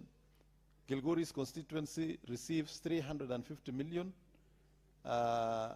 whereas Emuru Adigiri constituency receives a paltry 36 million. When you look at Narok East, it receives 148 million. When you look at Narok North, it receives 246 million. When you look at Narok South, it receives 278 million. When you look at Narok West, it receives 195. That kind of disparity, Honorable Speaker, in a county cannot be explained. The demarcation of our counties, the elimination of boundaries, Honorable Speaker, considered so many factors, including geographical area, population, and so forth. I want to request that the Commission for Revenue Allocation reconsiders the formula they are using to allocate these resources, Honorable Speaker. Honorable Speaker, if you look at the counties that have been receiving the largest share of our equitable revenue, in the Equalization Fund, Honorable Speaker, they have continued to receive additional resources. If this fund is going to continue, Honorable Speaker, then we might need to review the basis of allocation and consideration for Equalization Fund, putting into consideration the efforts the national government has done in improvement of infrastructure, Honorable Speaker. If you look at counties like Mandera, Wajir, Garissa, in the past they didn't have any roads, but you can see the effort national government is putting. A number of roads now are being tarmacked in those regions, and therefore the formula should be reviewed to reflect the current situation, Honorable Speaker. Finally, Honorable Speaker, let me say, ever since these funds were taken to counties, and I know this Honorable House to put a spirited fight to ensure that these funds go to counties, Honorable Speaker, it is quite unfortunate that the impact of these funds have not been felt in our counties, Honorable Speaker, and therefore we want to ask our governors and our county assemblies to make sure that these funds are used for the intended purpose, and we must receive value for money, and we must feel the impact of these additional resources to the counties, Honorable Speaker. An additional allocation of 16.8 billion is not a small allocation. We therefore expect our counties to be able to utilize this money better and make sure that the citizens of our counties, Honorable Speaker, receive the necessary services. If you go to a county like Tarakanidi, where my friend Mwenda Gataya, you have just heard him speak about the state of the roads in that county, they are receiving a total of 71 million, Honorable Speaker. CRA is not doing justice, particularly to the 10 counties that, as a Senate, we deemed it fit to have an affirmative action to increase their resources. Consequently, in this Equalization Fund, Honorable Speaker, CRA must also consider an affirmative action towards the 10 bottom counties and ensure they receive additional resources to be able to bring them up so that this country can equitably be developed. I submit. Senator Kisang. Thank you, Honorable Speaker. Honorable Speaker, I rise to support this bill. Honorable Speaker, the reason why Equalization Fund was set up under the new constitution, Honorable Speaker, was to ensure that those particular counties, so sublocations as CRA has classified, that are not, in terms of development are still below, requires to be given an affirmative action so that they can catch up with the rest of the country, Honorable Speaker. I want to note that it's unfortunate that CRA is still using, they're still using the second policy that was approved in 2018. And if you check, Honorable Speaker, Elgeyo-Marakwet County is really still very low. What the allocation that we have been given, just about 105 million. And Elgeyo-Marakwet County is one of the 12 marginalized counties that are getting share of revenue that is below 6 billion. And you know the reason why for this particular Equalization Fund, Honorable Speaker, is to ensure we have affirmative action. We ensure those counties that are still below in terms of development are farmed up so that they can catch up with the rest of the country. You will realize some of the counties that are getting even more than 10 billion in shareable revenue, Honorable Speaker, are still getting billions on equalization fund. I'm surprised how it's like CRA is in another world. They are not living in Kenya, Honorable Speaker, because it's unfortunate. They are marginalizing, they are continuing to marginalize some of us, Honorable Speaker. And this, when they are looking at the third, they need to start on the third basis or the policy, Honorable Speaker. They need to do proper public participation so that some counties like Elgeyo-Marakwet County, Baringo, West Pokot, and the others can be taken care of. In fact, as Senator Mandago said, when we went to Narok for the burial of our colleague, late Joanna Ngeno, the road from Chebole all the way to Emurua Digri, it's like, no, the road doesn't look like you are in Kenya, Honorable Speaker. And what they are getting is basically very low. They need to sit down, look at this policy, and come up with different parameters so that they can assist the people. One of the other issues, Honorable Speaker, that you may have noticed here, out of the 16 billion that we're talking about, basically the new allocation is about 10 billion. The rest is area, so it means the money has not been utilized. And the reason why it is there, it is because to help. And these resources are supposed to be released early so that the counties can access the resources, help the people to get water. We do roads, we do electricity. So, yeah, Honorable Speaker, they need to fast track quickly so that the areas can be released, and then the regular current resources that are allocated are given in time, Honorable Speaker. Honorable Speaker, will be championing and pushing to ensure that the 12 marginalized counties, you know, this house, thanks a lot, this house, they gave us about 4.46 billion to share, which basically every county was shared equally, getting 374 million every financial year for the next 5 years. But this equalization fund, Honorable Speaker, if it is not working, because it looks like there is also conflict between the two houses, who wants to implement? Members of National Assembly, they want to implement it. There is governors, they want to implement, to get the resources and do the implementation. The executive also, Honorable Speaker, want to implement this particular thing. So maybe what we can do is to scrap this. We have the 0.5, and we ensure we give it to the 12 counties so that these 12 counties can catch up, Honorable Speaker, in terms of development. Yeah. Yes, I know the Vice Chair Finance, I don't know what interest she has, because even our own county, Kitui, Honorable, yeah. So I don't want you to lose your vote. Yes, sir. You know you are seasoned legislator, so don't engage Senator Mutinda on the throne. Sorry. You know, she was smiling and dancing, so I got distracted. You know, while contributing, just focus to the speaker. I'll focus on you. You'll be disrupted if you focus I'll focus on you, Honorable Speaker. Honorable Speaker. Yes, Senator Mutinda, what is your point of order? Thank you, Mr. Speaker. You know, Mr. Speaker, when I'm in chamber, I concentrate with my work and my assignment. When Honorable, a ranking member, would say that I am dancing, is it in order, Mr. Speaker, for the Honorable Senator to mislead the House about another Honorable Senator who humbly knows her work, who is focused and disciplined in what I say? So I would request and kindly for him to withdraw and apologize. The only problem that you have, Senator Mutinda, is that you trying to engage Senator Kisang when he was also contributing. So that is why also he focused on you. Maybe, I don't know, you know, I was not really for Nini looking at you to know whether you are dancing or not. But maybe Senator Kisang can confirm himself what he saw. Senator Kisang. Thank you, Honorable Speaker. Honorable Speaker, there are several sub-locations in Elgeyo-Marakwet County, especially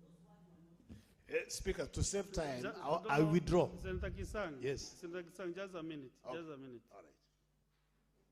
This is a matter that really has elicited a lot of interest and emotions. But Senator Chelagay, avoid giving me the ones that I should use. Because you have just tested me, and I've used you the ones coming from your mouth. I want to give my colleague here, Senator Mandago, he has a point of order as an elder. You know, just the other day, one of the chairs said there is no place for orders, but Senator Mandago, what is your point of order? Thank you very much, Honorable Speaker. My point of order is on that matter, Honorable Speaker. There is a tendency that is growing in the House. When members are asked to apologize and withdraw, they meander around and try to avoid. I think we should just be as direct and as blank in our apology and withdrawal so that the House can act in some other order.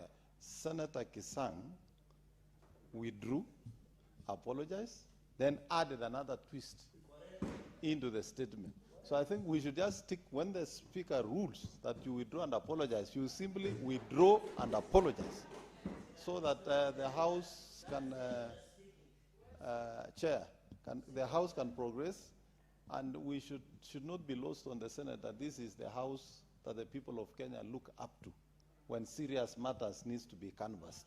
We cannot afford to lower the threshold of this House, Honorable Speaker. As an upper house, you know the high school is closed.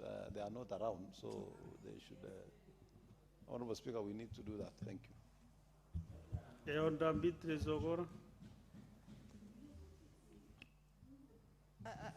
I thank you, Honorable Speaker, especially for your being fair to both genders, because as you refer to the Senator Mandago as an elder, you are cognizant to the fact that there are also women elders, and I'm one of them in my community. I want to re-emphasize what Senator Asige has said, and taking from reports we have had in the past, not only on women in parliament, but women generally, on reporting about us, Honorable Speaker. I also ask the ranking member, Senator Kisang, who I know is equally one of our mature senators, that the best you can do is to just withdraw all that line and use better words. I'm an English teacher, and if you lack words to use, I could add on to the words that would be useful and parliamentary to you. Honorable Speaker, I thank you. Senator Minda Kiwana. DS, I think I heard you commenting on something, and I think it also added some from an insult. I mean, more or less, you know, from more to the frank fire, or to the frank fire. What did they say it? From the pan to the frank fire. Bonadies, you commented on something, saying that Senator Chisang, you don't know what was, you know, the communication between Senator Mutinda and Senator Chisang. Yet there was actually nothing Kisang, sorry, and there's nothing between them. I mean, it was just mutual, that, you know, discussion. So you added something that, of course, motivated Senator Kisang to feel more protected. So I want you also, Bonadies, if you can withdraw what you said about Senator Mutinda. Thank you. Senator Kisang, you know, if even we go back to the answer, Senator Kisang really apologized, actually now twice. But you know, his apologies maybe was not very, very firm. Maybe Senator Kisang, can you now really apologize to the great leaders who are here so that we can make progress? Good. Thank you, Honorable Speaker. Honorable Speaker, as husband of one wife and two daughters, I want to apologize and withdraw and apologize. Thank you. Very well. Proceed and conclude, Senator Kisang. Good. Thank you, Honorable Speaker. Honorable Speaker, I was saying, you know, Elgeyo Marakwet County, the stretch along Keria Valley from Kocholo all the way to Little in Marakwet East, Honorable Speaker, is basically classified as as an hardship area. And I wonder why CRA has not picked all the sublocations of the Kirivale of Elgeyo-Marakwet County to be included as part of those to benefit from Equalization Fund. We continue to serve, Honorable Speaker. Thank God the government of Dr. William Samoei Ruto came in, and the banditry that was there in the past has now been stopped completely, and our people have gone back to work, Honorable Speaker. Honorable Speaker, there are even other menaces that has messed up the people of Elgeyo-Marakwet County, Honorable Speaker. We have elephants. We have a national game reserve, Honorable Speaker, and it has destroyed crops, mangoes, oranges, pixies, Honorable Speaker, and this is the same area where CRA is not seeing and considering and classifying to benefit from this Equalization Fund, Honorable Speaker. So that's why I was saying we need to push CRA to come up with the next third policy on Equalization Fund, Honorable Speaker, so that majority of the 12 counties that are getting less than 6 billion on shareable revenue get more resources. In fact, I was saying what brought issues, Honorable Speaker, is what I said, the 10.6 billion, maybe we need to add with the 4.46 billion to make it about 15 billion, and let this 15 billion, Honorable Speaker, be shared by the 12 counties, so that at least each county can get close to about 1.2 billion. And then we can have resources that we can do proper development, Honorable Speaker. You can imagine, Honorable Speaker, some counties are using 3 billion to feed children with borage. While in Elgeyo-Marakwet County, we have less than 1 billion to do roads, to supply water to our people, to do ECD classes. Honorable Speaker, it's not fair. That's why I was saying in the past, Honorable Speaker, if we are not very careful, there'll be some counties that will look like at the level of Kenya 4 years ago, and the others will be like Singapore, will be like Malaysia, Honorable Speaker. So it is good to sit down as a country.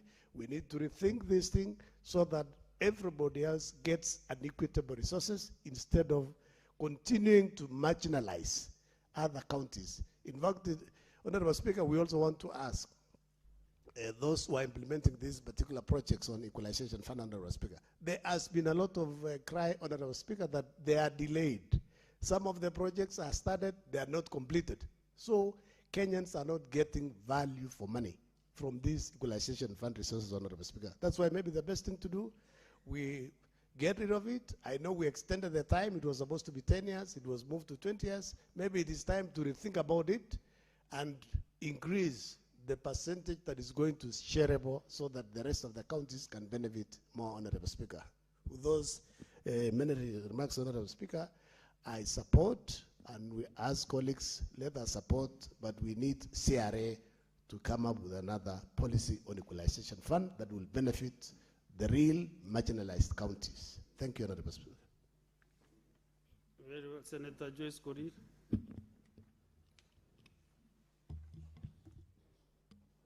Yeah,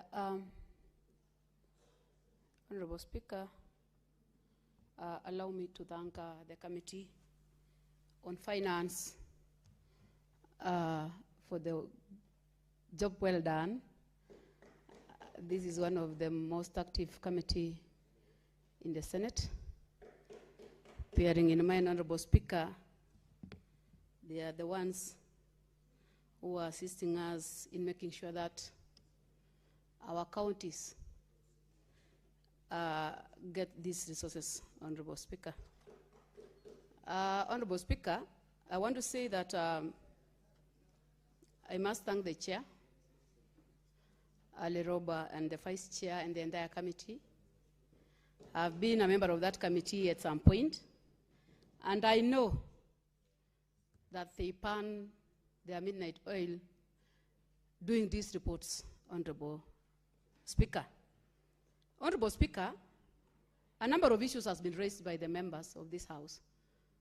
But my concerns, Honorable Speaker, is the formula that is being used by the CRA to arrive at this. My problem are the beneficiaries, the counties that are benefiting from this Equalization Fund, Honorable Speaker. My problem is the projects that are entailed to be used in terms of making sure that these counties benefit. And when you go to these counties, Honorable Speaker, you still find the same challenges. And the biggest reason is because of the remittance by the relevant board. Honorable Speaker, I want to challenge the board, despite the fact that the national government has established this and they have been given the resources. The challenge that the counties are facing is the remittance, which has also slowed down the service delivery in these counties. Not only that, Speaker, I raise the issue of these counties which were identified. When you try to look at it, I can term it, Honorable Speaker, that some of these counties were identified politically and not based on the facts that was raised by the relevant authority. By so saying, it is high time for this House to relook at this, to redefine the policies that made to the establishment of this Equalization Fund. Honorable Speaker, the only time we will see real development and real change is when we do things, not because we come from those particular regions, not because we come from those committees, not because we know so and so, but based on the facts in the ground. That is the only time this country will realize the real change that we are talking about. That is the time when these people or the residents of this country will really see the issue or the movement that the Kenyan have been talking about, that we are moving to Singapore. But the moment we do things, identifying the counties, maybe because you are sitting in that particular committee, or because you have some upper hands in terms of doing this, to an extent that we cannot actualize the intended purpose of these resources, then we are putting our country in a total mess. We are not setting any precedents at all. Honorable Speaker, I want to be part of the Senate that will be doing things the right way, that will be looking at those counties that are really lacking water, roads, despite the fact that we have the resources that have been sent to the county governments. The reason why we have the Equalization Fund was to support them in terms of getting these amenities, Honorable Speaker. So I would want to challenge that despite the fact that we have a huge bending bill on Equalization Fund that is supposed to move to these counties, I will still challenge the relevant board and the relevant committee to make sure that they relook at this, especially the Committee on Devolution, together with the Committee on Finance, so that we don't do things politically. I believe this is a house of rules and procedures. I believe this is a house that is supposed to put things in order. I believe this is a house that is in between the national government and the county government. I believe this is the only house that can rescue this nation in making sure that what is meant for the county government is given to the county government, and what is meant to the national government is given to the national government. There will be no need, Honorable Speaker, for us to be discussing issues or traditional instruments like intergovernmental act, if at all the monies or the ones that are already existing are not implemented to the letter, Honorable Speaker. So I just want to say that I would support the committee. I would want us to still look at this, say that as we go to the next budget, we make sure that these monies, as much as we are also talking about the counties having pending bills, Honorable Speaker, it's also putting us in a very awkward position to see even the monies that are meant for Equalization Fund is still under the pending bills, and very huge for that matter. It's wrong.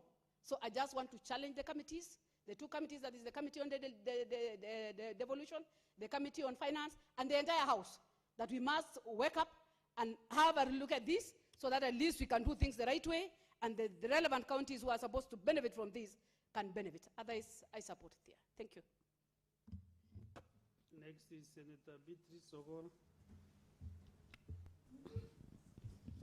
Honorable Speaker, I thank you for giving me the opportunity to add my voice to the topic of discussion, the Equalization Bill. Honorable Speaker, this was a very wise idea to address the issue of equity and the issue of marginalization in this country. But Honorable Speaker, as we sit here, we must ask ourselves whether we are achieving that thinking, that wise thinking that led to the inception of this bill, Honorable Speaker. Honorable Speaker, you must know, and all of us know, that in this country, the access to certain core services like health is not equal.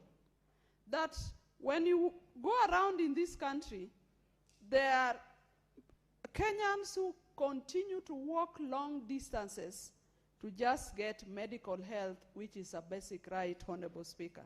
And I know that these are one of the reasons why this fund was created, Honorable Speaker.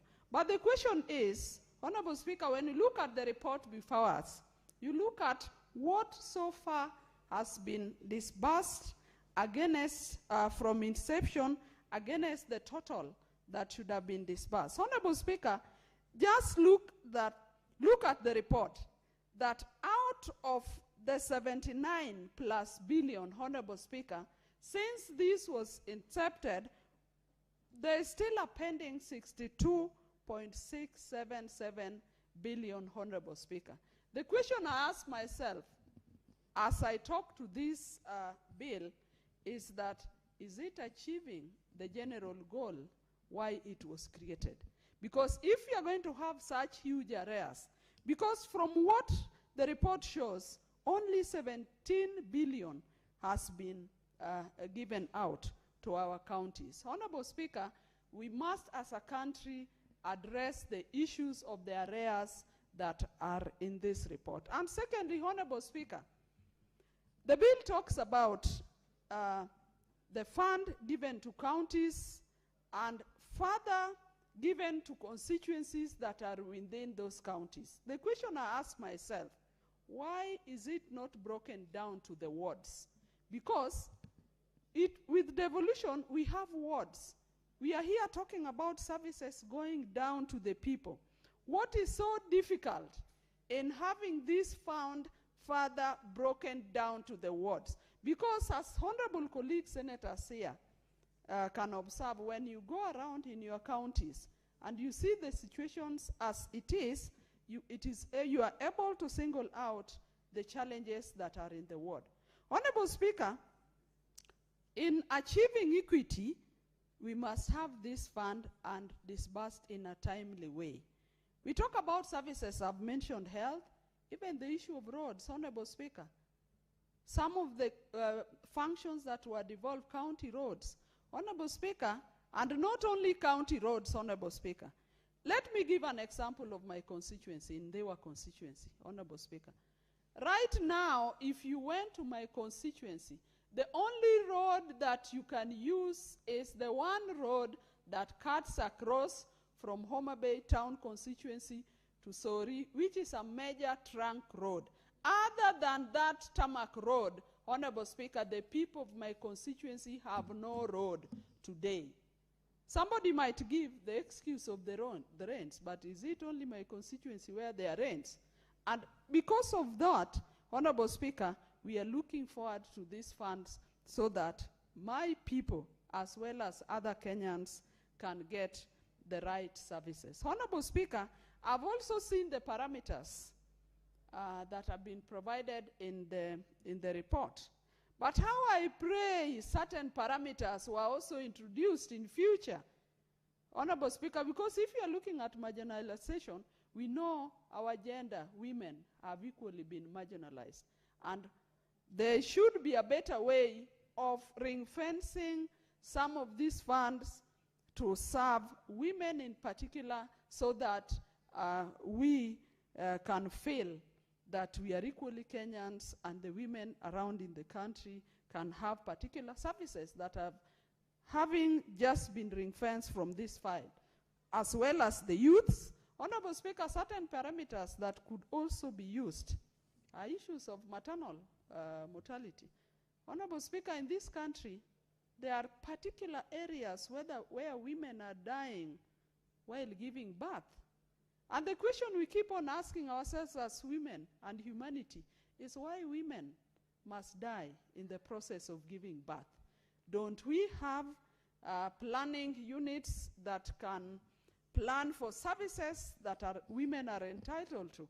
Honorable Speaker, it is the issue of maternal mortality is key, because here we are 60 years after independence, still talking about young girls, young women, and generally women dying, and for reasons that are obvious. Some of them are inefficiency, some of them are inadequate services to them, some of them is lack of monitoring services to these women, some of them is just unavailability of personnel to attend to them at the right time. Honorable Speaker, another area that is key to consider in future as a parameter is even the immunization of children. Honorable Speaker, in this country, we know emerging issues that funding is diminishing and donor funds are bound to end at some point. For example, in immunization, Honorable Speaker, by 2029, the Gavi funding is going to end in this country. But when you look at the trends, from the health ministry, from our counties, you don't see consistent budgets for this exercise. And Honorable Speaker, finally, if this is not done as expected, Honorable Speaker, it will lead us again to medical conditions with our populations that again eat into our budget. So, Honorable Speaker, I support that not everybody is equal in this country, that a number of areas are marginalized, Honorable Speaker, with no access to rural roads, with no access to water, with no access to agricultural services, with no access to health services, and so it is wise that we provide this fund so that equality can be realized and equity. And so, Honorable Speaker, I support. The only thing is that the distribution of this money must take note of the fact that we have wards in our counties, and the breakdown should not only end up at constituencies and counties, but should go down to wards. Honorable Speaker, I support. Thank you, Senator Agola Beatrice. Honorable Senators, on this particular business, there is no other interested senator to contribute or to speak into it. So what we need to have now is the mover to reply, and the mover is not around. So we defer that process of the mover to reply. If I reorganize again the order paper, order number 18, we defer that business. Then we go to order number 19. Clerk. Order number 19, motion, mainstreaming of gender perspectives in legislative and policy processes. Resumption of debate interrupted on Tuesday, 21st April, 2026. Balance of time, 1 hour.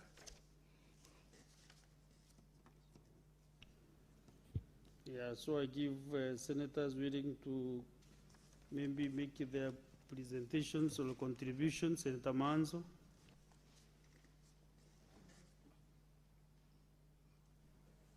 Thank you, Mr. Speaker. I had not yet contributed to this very important motion, Mr. Speaker. The issue of gender mainstreaming has been a key one for many years, Mr. Speaker. And one time when we were with you at the National Assembly, the former Chief Justice David Maraga declared that Parliament was illegal for failing to meet the gender threshold in a court judgment, and the president was supposed to dissolve parliament, then President Uhuru Kenyatta. Of course, for other reasons, the president did not, dissolve parliament at that particular moment, because it was argued that gender mainstreaming then should be progressive, because when it comes to an institution like parliament, people decide through election. And Mr. Speaker, up to the time, people will want to elect balancing gender, then that's the time when that could be achieved, and that can be done progressively. Other countries have done it progressively. They've also done it through other means, which make sure that you meet the 2/3 gender threshold. But Mr. Speaker, this should begin with appointive positions. If you go to Rwanda, you'll find that the ministers are 50-50. Similarly with Uganda, they have complied with the 2/3 gender rule. And in some counties, like Makwiny County, they have actually met the 2/3 gender rule when it comes to appointive politics, when appointive positions. When you go to Makwiny also, you find that the practice has been when the governor is male, automatically the deputy governor becomes female, and it balances the equation in that regard. And I wish that practice could be picked. And similarly in Kenya, if in the appointment of cabinet, it should be 50-50. Then the country will be getting a direction that we are keen on achieving the gender role. I know there's a pending constitutional amendment on this particular matter. It's been debated and is subject to a lot more of debate. And one of the things, when we did this in the committee of JLAC, we got all manner of views, Mr. Speaker, during public participation. As much as this is supported, many Kenyans were of the view that if you have to force the gender role mainstreaming in parliament, then it means you are going to have so many members of parliament, to balance this, and it's again an expense on the people. But there are other ways through political parties. Mr. Speaker, you can be able to achieve the 2/3 gender rule. When political parties sponsor candidates and they encourage that, is one of ways. And then when it comes to nominations, Mr. Speaker, the gender perspective must be given priority so that we can balance, Mr. Speaker. Therefore, this is a very serious debate, and I want to confirm that in countries like Rwanda, where in cabinet this has been done, and they have encouraged a lot of, gender balance, you find the women have performed very well in their dockets. You find less corruption in their docket, because a lot of women, could be afraid of some of these practices, unlike situations whereby, you find a lot of men are charged in public offices with these vices. In fact, one time I had an opportunity to represent Dr. Margaret Gachagua, who was in an organization, government organization, which was dealing with the prevention of HIV/AIDS. And she was prosecuted for paying only 20,000 shillings as a CEO to a chairman who had done an activity, and in an investigation that amount of money was found irregular. You can see by the time she got prosecuted, she was denied bail because it was argued that she was resisting arrest. And she was only trying to explain herself, Mr. Speaker. But things didn't go well on her. After the case ended, during President Kibaki's regime, I think she relocated out of the country. I didn't see her again, out of what generated out of that. So at times, we need to encourage, people who are of good standing, in terms of reputation and in terms of being corruption-free, to serve, in public offices. And I think it should begin, in all sectors, both private, public sectors. to do gender mainstreaming as a policy generally. And therefore, we don't have a policy such as the Constitution guides us. I think this particular motion is very important when it comes to this particular regard. And I believe that, Mr. Speaker, if we work progressively and continue educating Kenyans on this, there will come a time, because all of us, Mr. Speaker, are educating our girls. We want them to be strong and to come to, to this house and represent Kenyans. The way the school system is now, Mr. Speaker, in fact, young women are performing better than young boys. This gender has been hammered so much that now it is time to lift the boy child. Otherwise, we go on like this, Mr. Speaker, you will find very empowered women in future and less empowered boys, and they may have a very big challenge, approaching the other gender. And therefore, we really want to work on this to make sure that, Mr. Speaker, eventually, progressively, we achieve the gender balance as is required in our Constitution. I thank you, Mr. Speaker. I support. Thank you, Senator Manzo. Again, honorable senators, there is no other senator interested to make his or her contribution on this motion. And the move of the motion, I can see, is not in the House. So also I defer that the move will reply in next sitting. So, honorable senators, again, I have to reorganize the order of business. Order number 20, 21, 22, and 23 are defunct. So we go to order number 24, the Environmental Management and Coordination Amendment Bill. Order number Clerk. Order number 24, the Environmental Management and Coordination Amendment Bill, National Assembly Bills number 66 of 2023, second reading. Senator Christo Asige.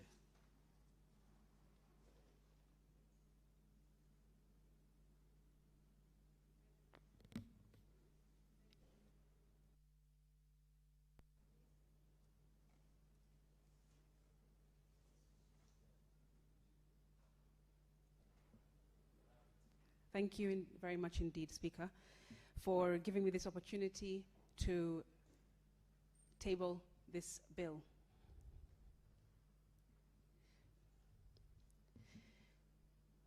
Mr. Speaker, I rise to move that the Environmental Management and Coordination Amendment Bill, National Assembly Bill number 66 of 2023, be now read a second time. Mr. Speaker, before I begin, I wanted to inform the House that this is a bill that I am co-sponsoring with a member of the National Assembly, that is Honorable Irene Mayaka MP. And I want to, off the bat, Speaker, congratulate her greatly for the work that she has done to draft and to move this bill in the National Assembly through all of its processes. And now it is before us in the Senate so that we can table and debate it as well. Speaker, Honorable Mayaka has done a fantastic job. I want to congratulate her again, not just for pushing this bill, but also for doing a lot of lobbying around the bill, a lot of education and awareness creation amongst members of parliament in both houses. Mr. Speaker, I think that members here will agree with me that Honorable Mayaka has exemplified the role of a nominated member of parliament, not only in the National Assembly, but also in the Senate, not only on the minority side, but also on the majority side.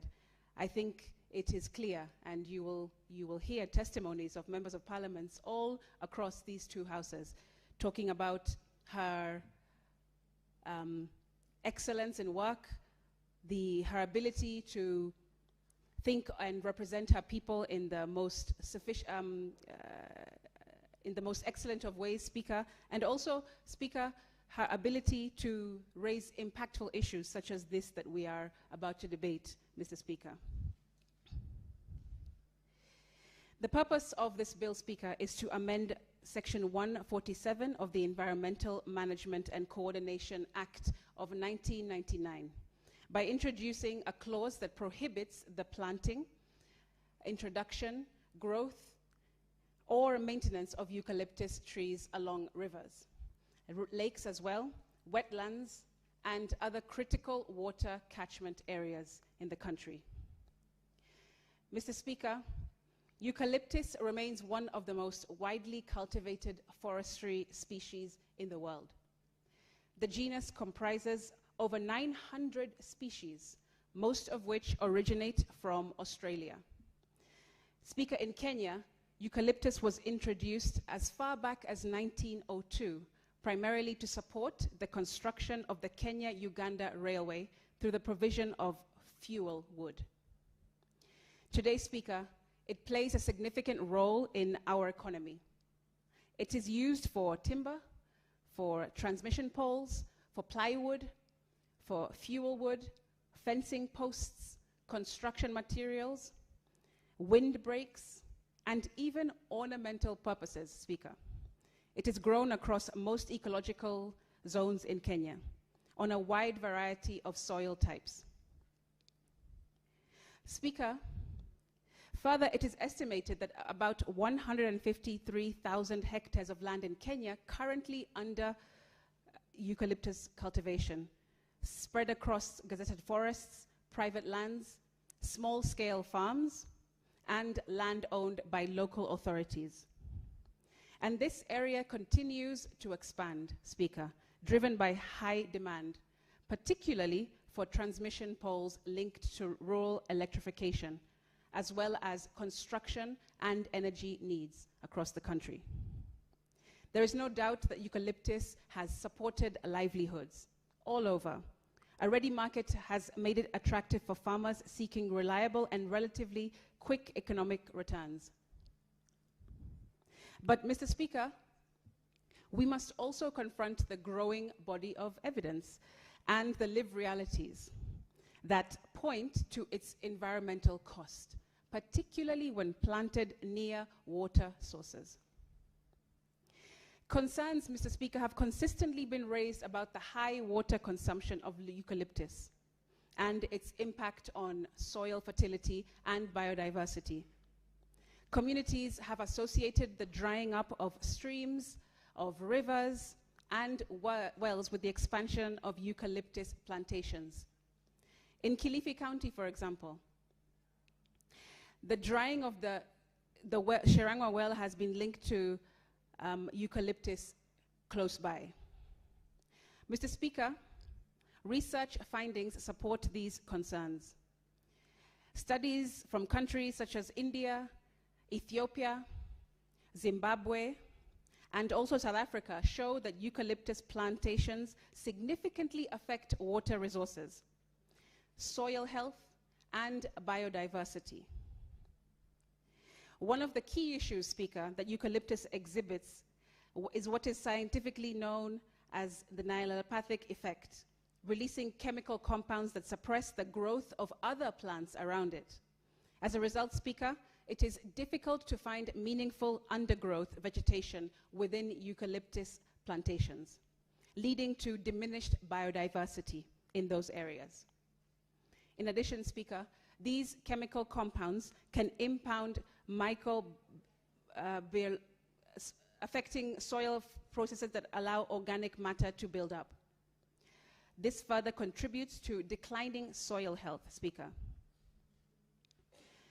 Also, Speaker, there is documented evidence of reduced water yields. In India and Zimbabwe, as mentioned, studies have also shown a reduction in water levels in wells by between 25 to 30% within just 3 to 5 years of eucalyptus planting around them. The nutrient demands of eucalyptus are also significantly high. While it absorbs large amounts of nutrients from the soil to sustain its rapid growth, Speaker, it also returns very little through leaf litter, This imbalance leads to nutrient depletion and long-term loss of soil fertility. A 2023 study in Ethiopia further indicated that the rapid expansion of eucalyptus farming is likely to affect downstream water supply, what is referred to blue water resources. Now, Mr. Speaker, other jurisdictions have also taken decisive steps. In South Africa, several eucalyptus species have been classified as invasive under the National Environmental Management Biodiversity Act. These include species such as forest red gum, river red gum, salina gum, spider gum, sugar gum, and curry, many of which are also grown here in Kenya, as you know. The classification is based on their severe impact on water resources and ecosystem health, Speaker, particularly their excessive water consumption where they are planted. Mr. Speaker, here in Kenya, we have attempted to address this issue before. In 2009, the late John Micah wanted to reduce this issue in riparian areas. NEMA also restricted planting eucalyptus near water sources. However, Speaker, these measures have not been effective, largely because they were not anchored in law. And that's why we are tabling this as co-sponsors between myself and Honorable Mayaka in the Senate today. Also, that's why this bill is both necessary and long overdue.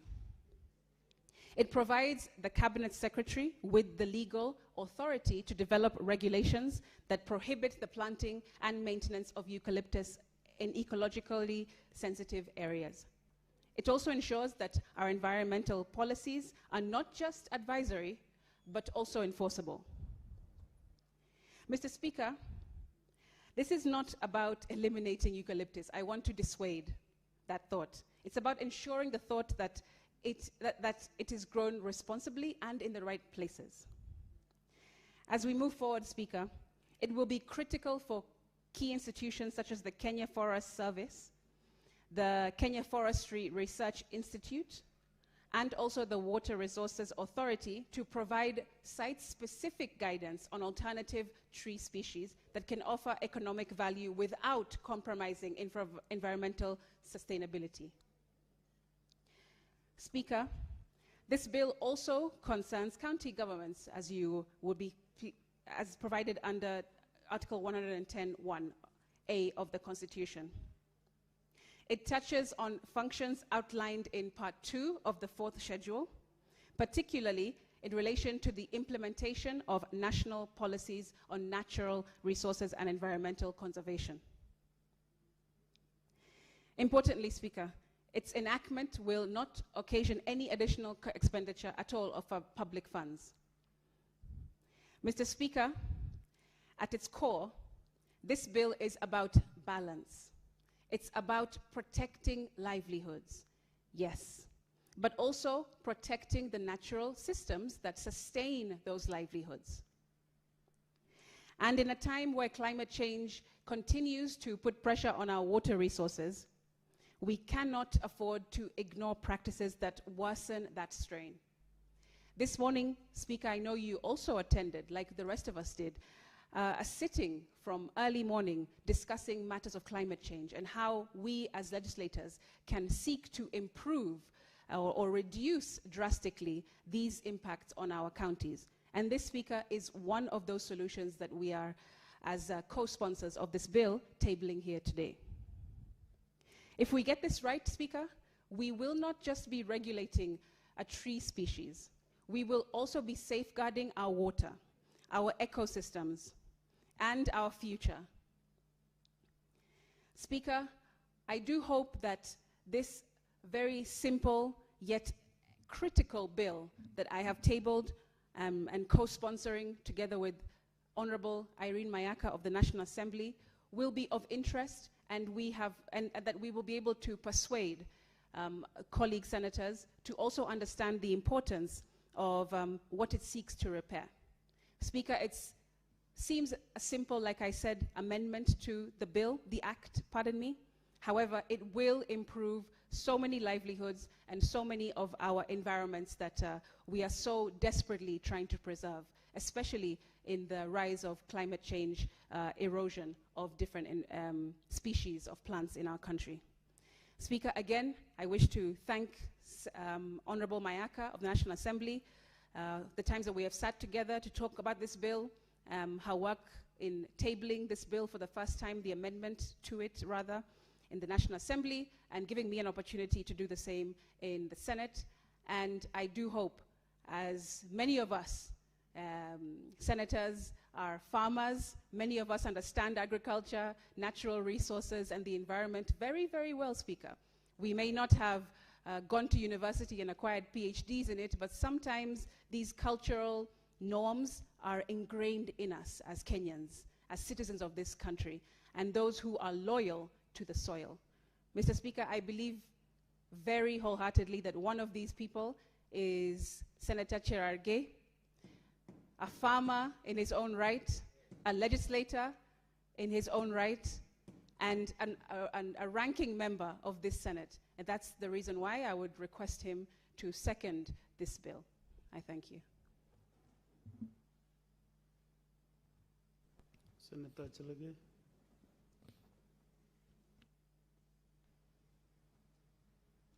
Thank you, Senator Crystal Asike, for that rare form of accolades that you have given, so that I can take honor of seconding this very crucial bill. I think Senator Crystal Asige continues to distinguish herself as one of the industrious with a lot of tenacity in terms of what is provided by Article 96, legislation, representation, Mr. Speaker, and oversight and division of revenue. And Mr. Speaker, sincerely speaking, I hope to see her in the next parliament, either the National Assembly or in the Senate. And Mr. Speaker, you remember the Senator of Nairobi did mention that some of us have served in Senate for some time.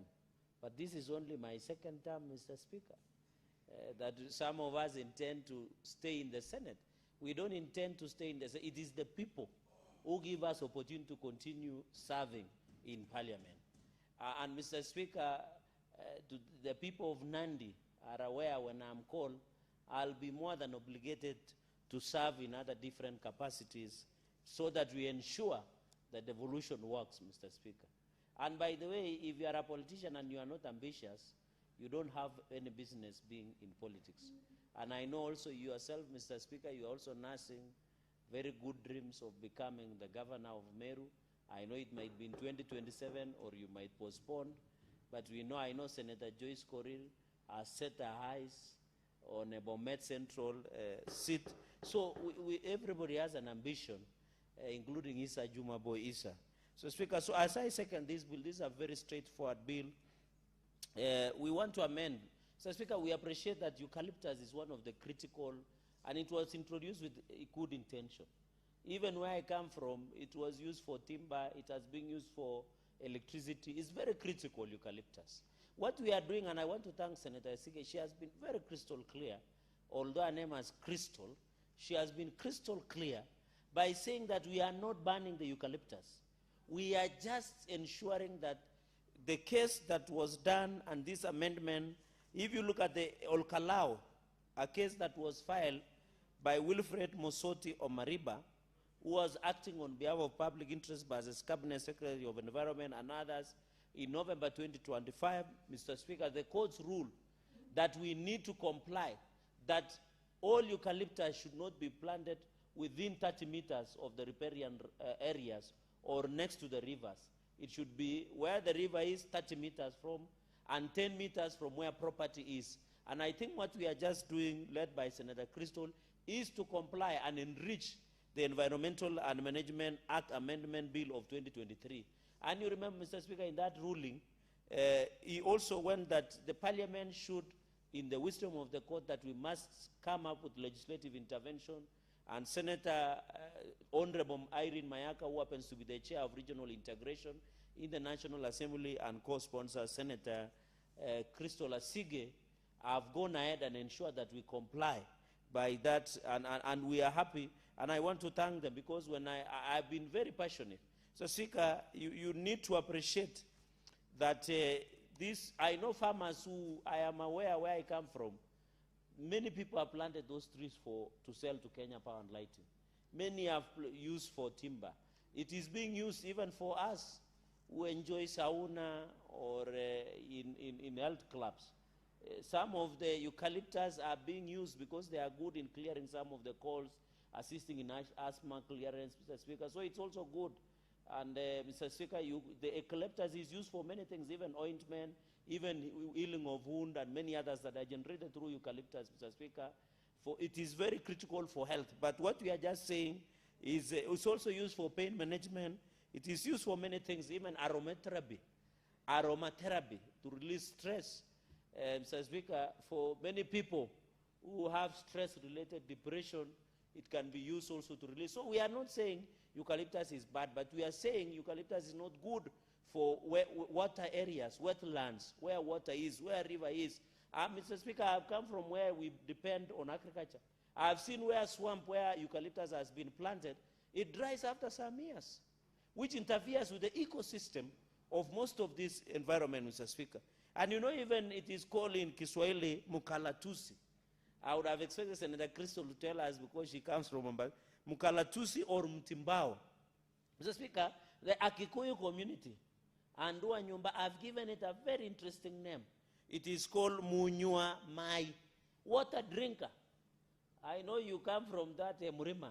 You know, Mulima is giving us a lot of problems, but tutaka tu kwa Mulima. It's called Munywa wa Mai. It means loosely translated water drinker. So this is a drinker. But let me give you the right pronunciation. Monywa Mai. Monywa Mai. Not Monywa Mai. There's no Mai. Monywa Mai. Can you pronounce it correctly?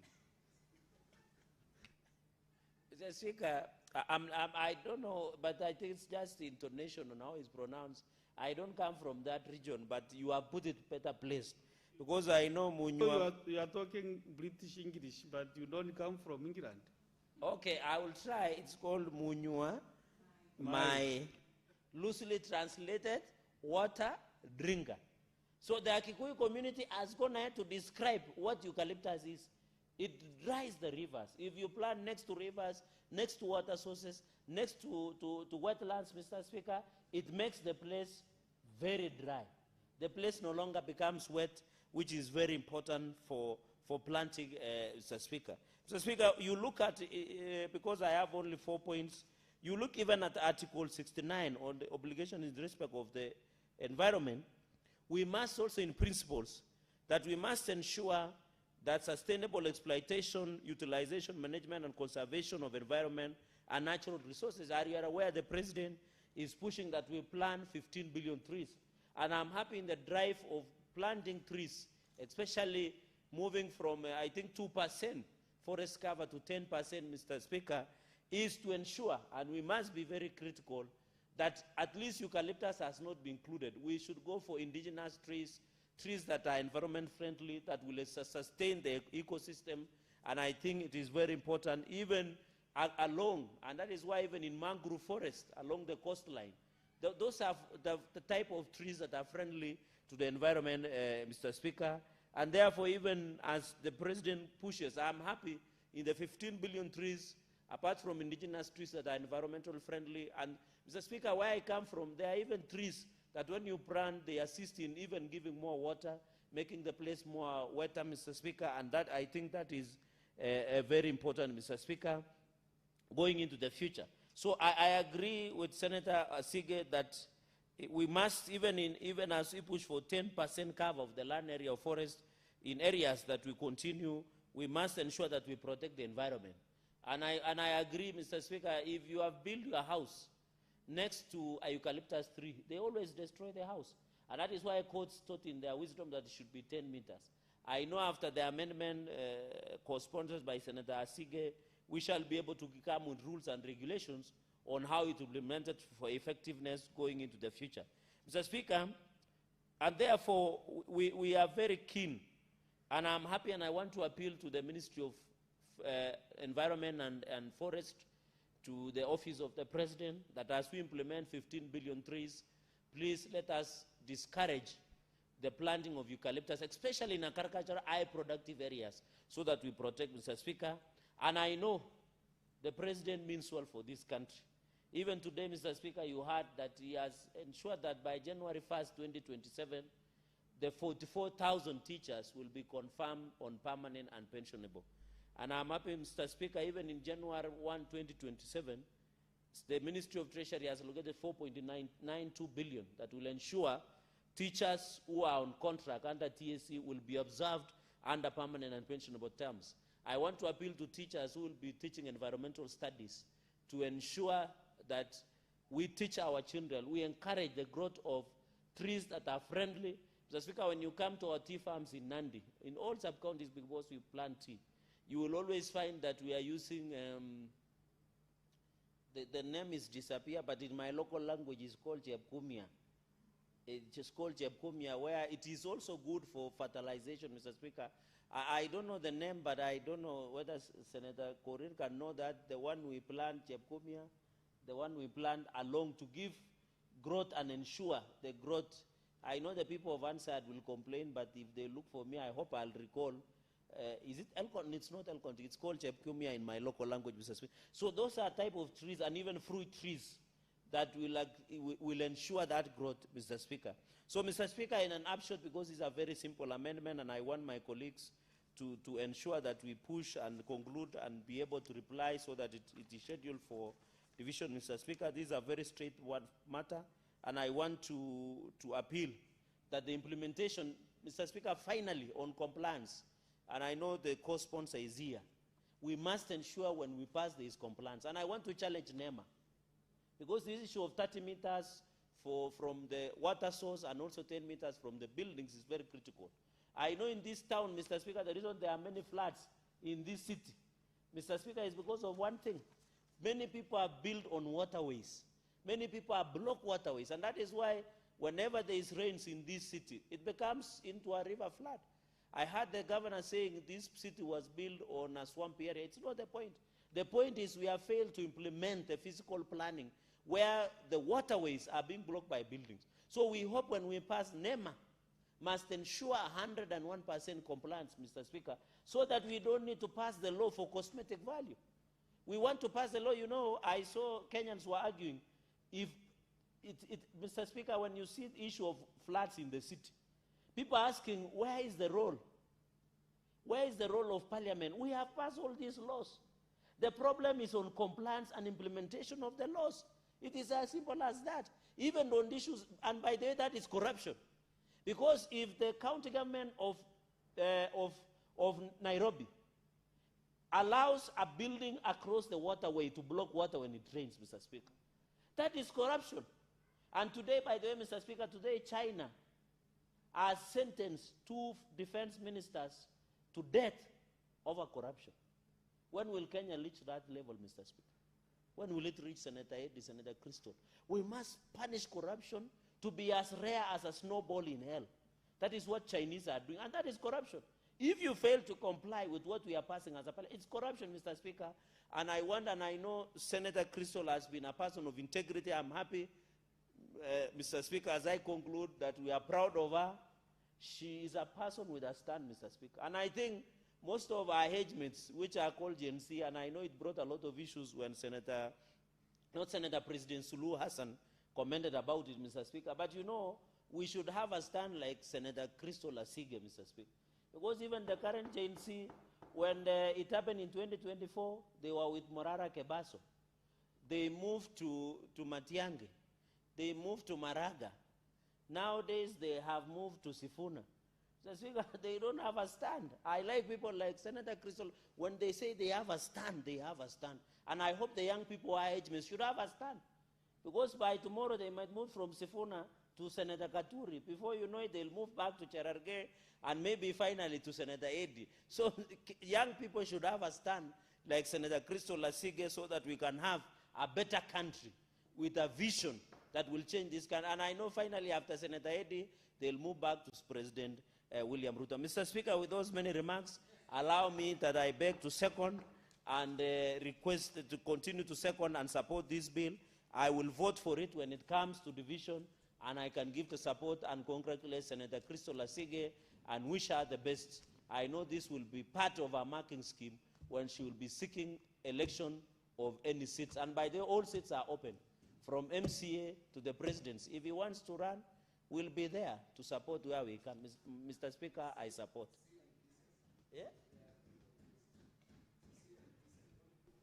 As I propose the question, maybe Senator Asige has not invited us to, as she launches another album, you know, she's a great musician also.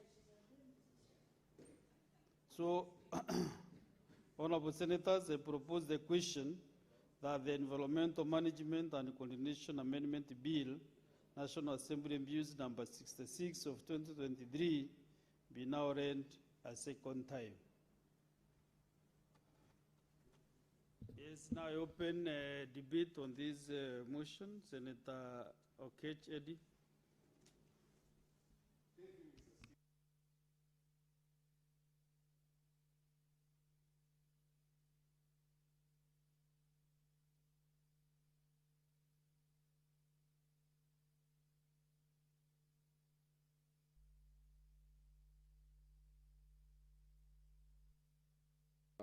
Thank you, Mr. Speaker. I think this is a very good bill, and I hope that Senator Cherigai will sit to be educated by an agroforestry expert. It's debate, you know, you learn knowledge in the middle of debate. I don't know why Senator Cherigai is Mr. Speaker, perhaps one of the things that this House doesn't know is that I've been involved in tree planting for the longest. I see people getting a lot of accolades, and sometimes you don't need to blow your own trumpet. But I'm actually the founder of TRICO. Maybe you've heard about TRICO.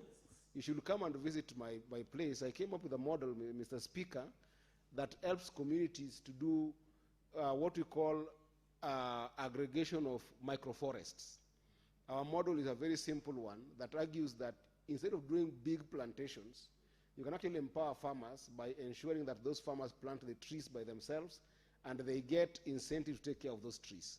In Migori County today, Mr. Speaker, I have got thousands of farmers that we have enabled to plant only 365 trees, and we pay you an equivalent of $1 a tree a year, which translates to 10 shillings every month for every tree that you grow. And that means that we have put families, over 2,000 families that we have put in this program that are earning. I don't want to interrupt you, Senator Okech. Is it that you learn agroforestry or you plant trees? I practice agroforestry. You know, agroforestry is a course by itself, a training. Yes. I did a course. You know where I went to, Mr. Speaker. I went to a liberal arts school. Because I don't want in Yale University, where you can take a course, just a course on agroforestry in a semester. A unit. And that's why I got a lot of interest. But then when I came back to start this program, I also went to KEFRI, which is actually the best institution in Africa in terms of science and knowledge of tree growing and tree planting. They are different. Tree planting is an easier part, but tree growing is the major part. How do we get into tree growing exercises? So, Mr. Speaker, this is a very serious thing that is close to my heart. And I want to thank Senator Asige and also our counterpart, Honorable Mayaka in the National Assembly for coming with this bill. Because, Mr. Speaker, this is a conversation that has been going on. It's a very controversial conversation. And I say controversial because I am very addicted to science. And I want to bring science to this conversation. Because, Mr. Speaker, as you've seen this bill, the way it has been put, it says that we need to amend Section 42 of the Environmental Management and Coordination Act and amend subsection 3 by inserting the following new paragraphs immediately after paragraph B. They're introducing paragraph BA, which says the prohibition of the introduction, growth, or maintenance of trees of the eucalyptus species, not varieties, in and along any river, lake, sea, or wetlands. And then it says the prohibition of the introduction, growth, of maintenance of any invasive species or other potentially dangerous species, again, along those water bodies, Mr. Speaker. Now, this is what I wanted to say, Mr. Speaker. While I appreciate the essence of this bill, which is basically saying that when you plant eucalyptus trees in totality along water bodies, then it will drain water, it is a theory that is proven by part. So to the extent that we could limit this conversation to a scientific conversation, I will support this bill. But I think that if you're not careful, we'll make an omnibus bill that I'm happy because this bill now is with Senator Asige, who is a very serious scientist as well. She likes facts and database. Mr. Speaker, I think that we cannot take this bill as it has come from the National Assembly. I think we must rework this bill so it has got a scientific basis. Because this bill has just looked at the cons of eucalyptus. It doesn't look at the pros of eucalyptus. And then it has looked at the cons of planting eucalyptus trees on wet water areas, which is an omnibus in the sense that not all water, wetlands and water bodies are affected the same way with eucalyptus. And I'll argue my case, Mr. Speaker, so that I can be able to help perhaps rework this bill so that it actually has got a more coherent approach that doesn't limit it. To start with, just in the issue of the cons or the demerits of planting eucalyptus, Mr. Speaker, scientifically, if you go to KEFRI has indicated a number of this knowledge and they're available to the public. There is a fashion with which eucalyptus species deplete water resources. And this is because there are a number of varieties of eucalyptus that are guzzlers of water. They drink a lot of water during the time that they are growing, and most of all when they attain a certain kind of maturity. So that guzzling of water in Kenya, you can argue it out that while it is true, does it really affect lakes, seas, and oceans that we have? It is only dangerous to the extent that it affects springs, streams, and wells that could easily dry up.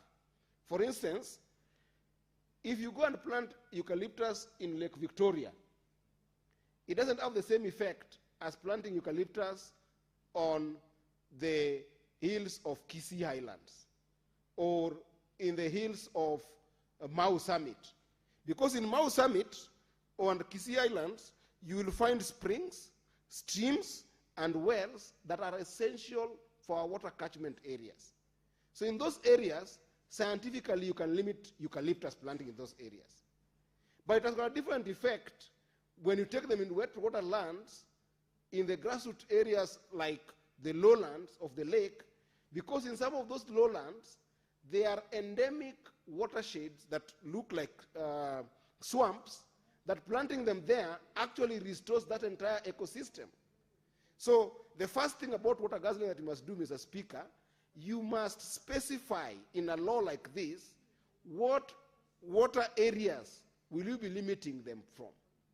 Is it the catchment areas, or is it the areas that it will be able to stabilize the biodiversity? And I'll go back into science once I get into the pros for planting these trees. The second thing, Mr. Speaker, is because of the element of how they grow tall and big, they can inhibit the biodiversity of an area. What do I mean by this? They end up forming this canopy that has got this littering leaf that can kill other biodiversity plants that could also help with the ecosystems of water. So that becomes a problem. And it goes to the first question that I was saying, that it is important to limit it in water catchment areas. Mr. Speaker, eucalyptus trees also have got very oily leaves. In general, this is a general conversation. In general, they've got very oily leaves. And that oily leaves sometimes exposes them to catching wildfires. And we have seen this even in the US, where you see a lot of wildfires coming as a result of leafy trees, just the chemicals in the leafy trees catching fire, and sometimes are highly inflammable to just extreme weather conditions like extreme heat. What that will do, Mr. Speaker, is that they end up causing these fires that can deplete an entire area of water catchment. These things we must understand them to that level. And then lastly, Mr. Speaker, there's an element of soil degradation, which basically, because of their deep and aggressive roots, those roots, Mr. Speaker, end up competing with other surrounding vegetation that may end up depleting the ecosystem for which other vegetations could be able to actually grow and support the water system. But Mr. Speaker, that said, why has eucalyptus been a backbone of small and medium income families in our economy?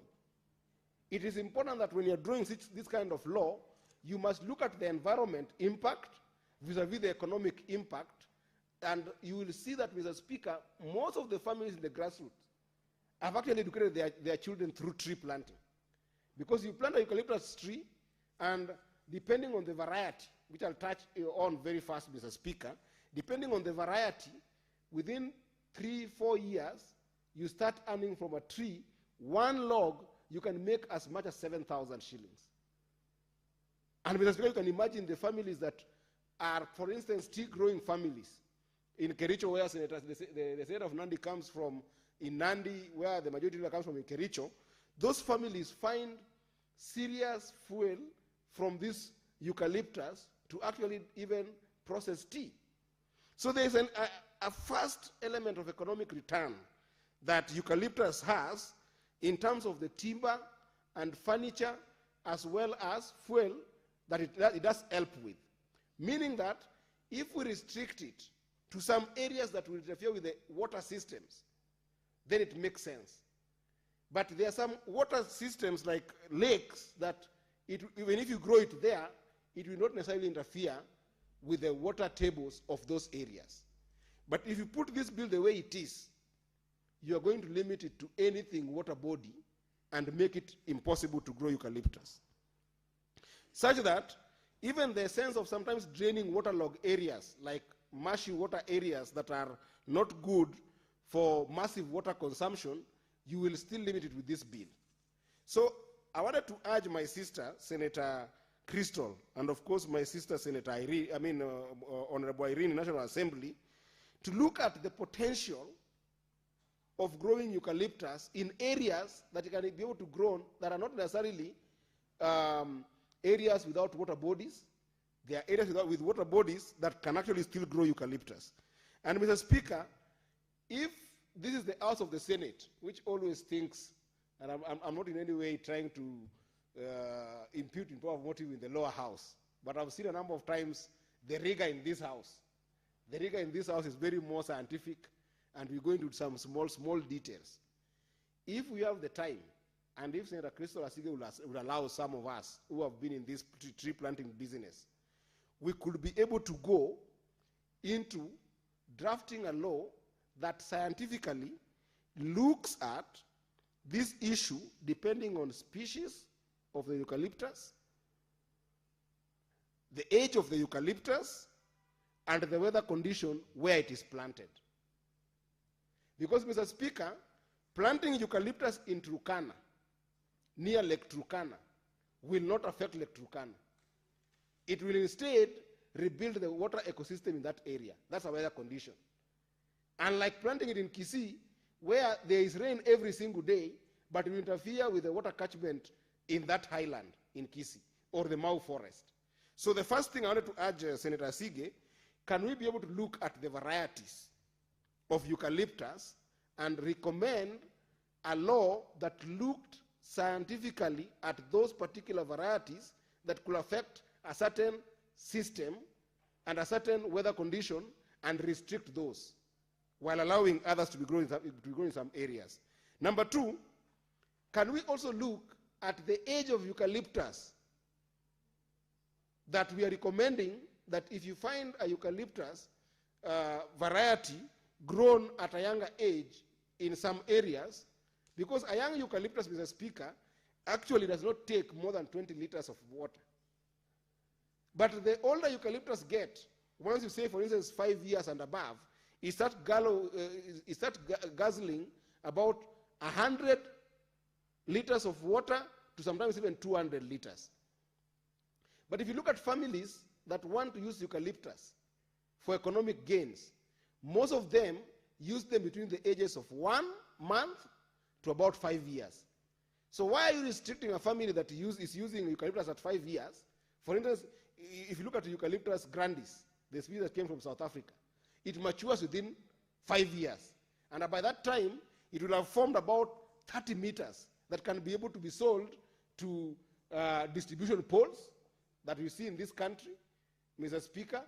If you limit it to age, then there's nothing wrong with growing Eucalyptus grandis around the lake, around a river, as long as the law says that they cannot go above 5 years. Yet at 5 years, the owner of that Eucalyptus grandis will have gotten the economic return and contribute to our economy. So age must be important to be looked at here, not just saying eucalyptus. And then, Mr. Speaker, the last one, so that I can let other people also contribute, would be to look at this thing in terms of going specific to species of eucalyptus or variety. I want to call them, because eucalyptus already is a species by itself, but the varieties that are taking more water than others. For instance, Mr. Speaker, if you were to go to Kefri, you will learn that there is a eucalyptus species called Tasmanian blue gum, which other people call Eucalyptus globus. Because of that name, Mr. Speaker, it ended up taking almost 339 to 1,079 millimeters of water per year, whether young or old, because of the nature of the rings that it needs to form. That particular species should be limited by this bill from being grown on any water body. But if you come to another species here, Mr. Speaker, that we have in the country, called the cedar gum or Eucalyptus ngunyi, as specified by experts, Mr. Speaker, this one has got a very popular florage that is very good for developing good poles for distribution and sometimes also transmission, Mr. Speaker. But it requires just regular water. In fact, it takes less water than tea plantations, than even cotton plantations. Why would you limit this species by this omnibus bill? Another one, Mr. Speaker, that we have in the country is silver dollar gum, or the Eucalyptus polyanthermus, Mr. Speaker. This one actually grows even in arid conditions, needs very little water. If you look at other things that we grow, like even mirai in Meru, Mr. Speaker, the mirai in Meru takes more water than this silver dollar gum. Why would you want to limit this species? Well, if you look at another one called river red gum, or Eucalyptus calamadulensis, this particular one takes about 500 gallons of water. That one you limit it, because that one will take more water from our river sources, Mr. Speaker. So it is important that I wanted to urge my sister, Senator Asige, that we limit eucalyptus according to the varieties that are harmful to the environment, and allow the scientific model to be able to allow for those that do not take a lot of water. We should not have an omnibus bill that will make it difficult. Lastly, Mr. Speaker, the one that I like the most, because this one I've been able to try to get its seeds The one that my brother, Senator Chiragei, was talking about, which is the lemon-scented gum, which is, we also call it Eucalyptus citriodoral. This one is the tree that has got the aromatic oil that is used for a number of things, you know, like developing the, you know, the things that we use in sauna, you know, the therapeutic chemicals. Mr. Speaker, this particular variety, first of all, grows within 6 years to a 35 meters tall tree. But if you look at the kind of water that it takes less water than cotton. In fact, it is a drought-tolerant tree of eucalyptus variety that is highly recommended in any temperature of our tropical environment. So if you pass this bill by saying that we are going to prohibit any eucalyptus species, not variety, species, you will be doing injustice to a very highly valuable variety of eucalyptus, this lemon-scented gum, that could give the economy a lot of money and has got nothing to do with the interference of water table on the environment. And Mr. Speaker, Madam Speaker, sorry, it will be very, very unfair for people already doing this to miss out in cashing out from this. So I support this bill, but I will support it with amendments that are scientifically based, because this is the house of the Senate, where we do research, where we depend on data, where we depend on science to be able to make decisions in lawmaking and putting up legislations that are not necessarily prohibitive to opportunities of economic magnitude like the trees that we have. Therefore, I will be bringing some amendments to look at the scientific element, if my sister, Senator Sige, will agree.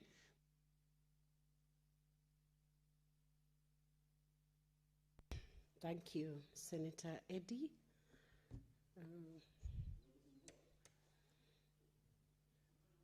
I'm trying to get the list of the speakers who are interested in contributing to this debate.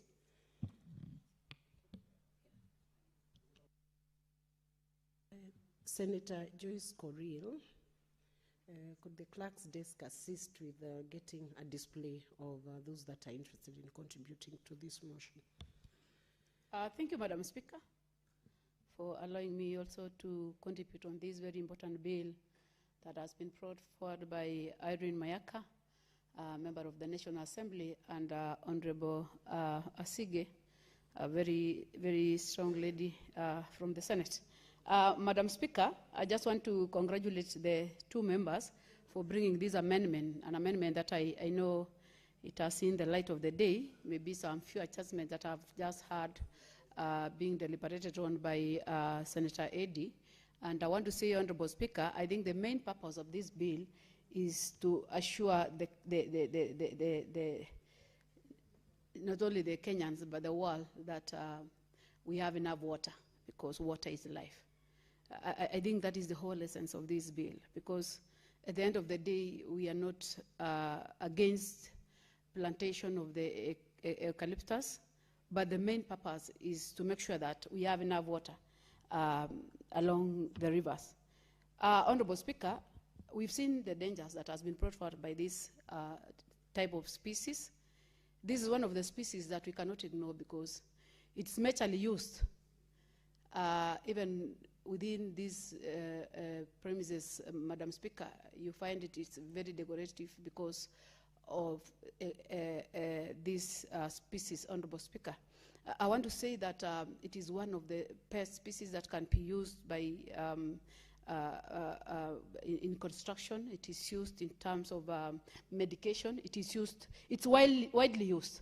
So, Madam Speaker, I just want to say that I want to thank the government for the initiative that they started in terms of making sure that they do the cleaning across the country, which of course I want to also encourage the members that we really make sure that we look into this, especially making sure that these trees that are being planted in various parts of this country are really taken care of.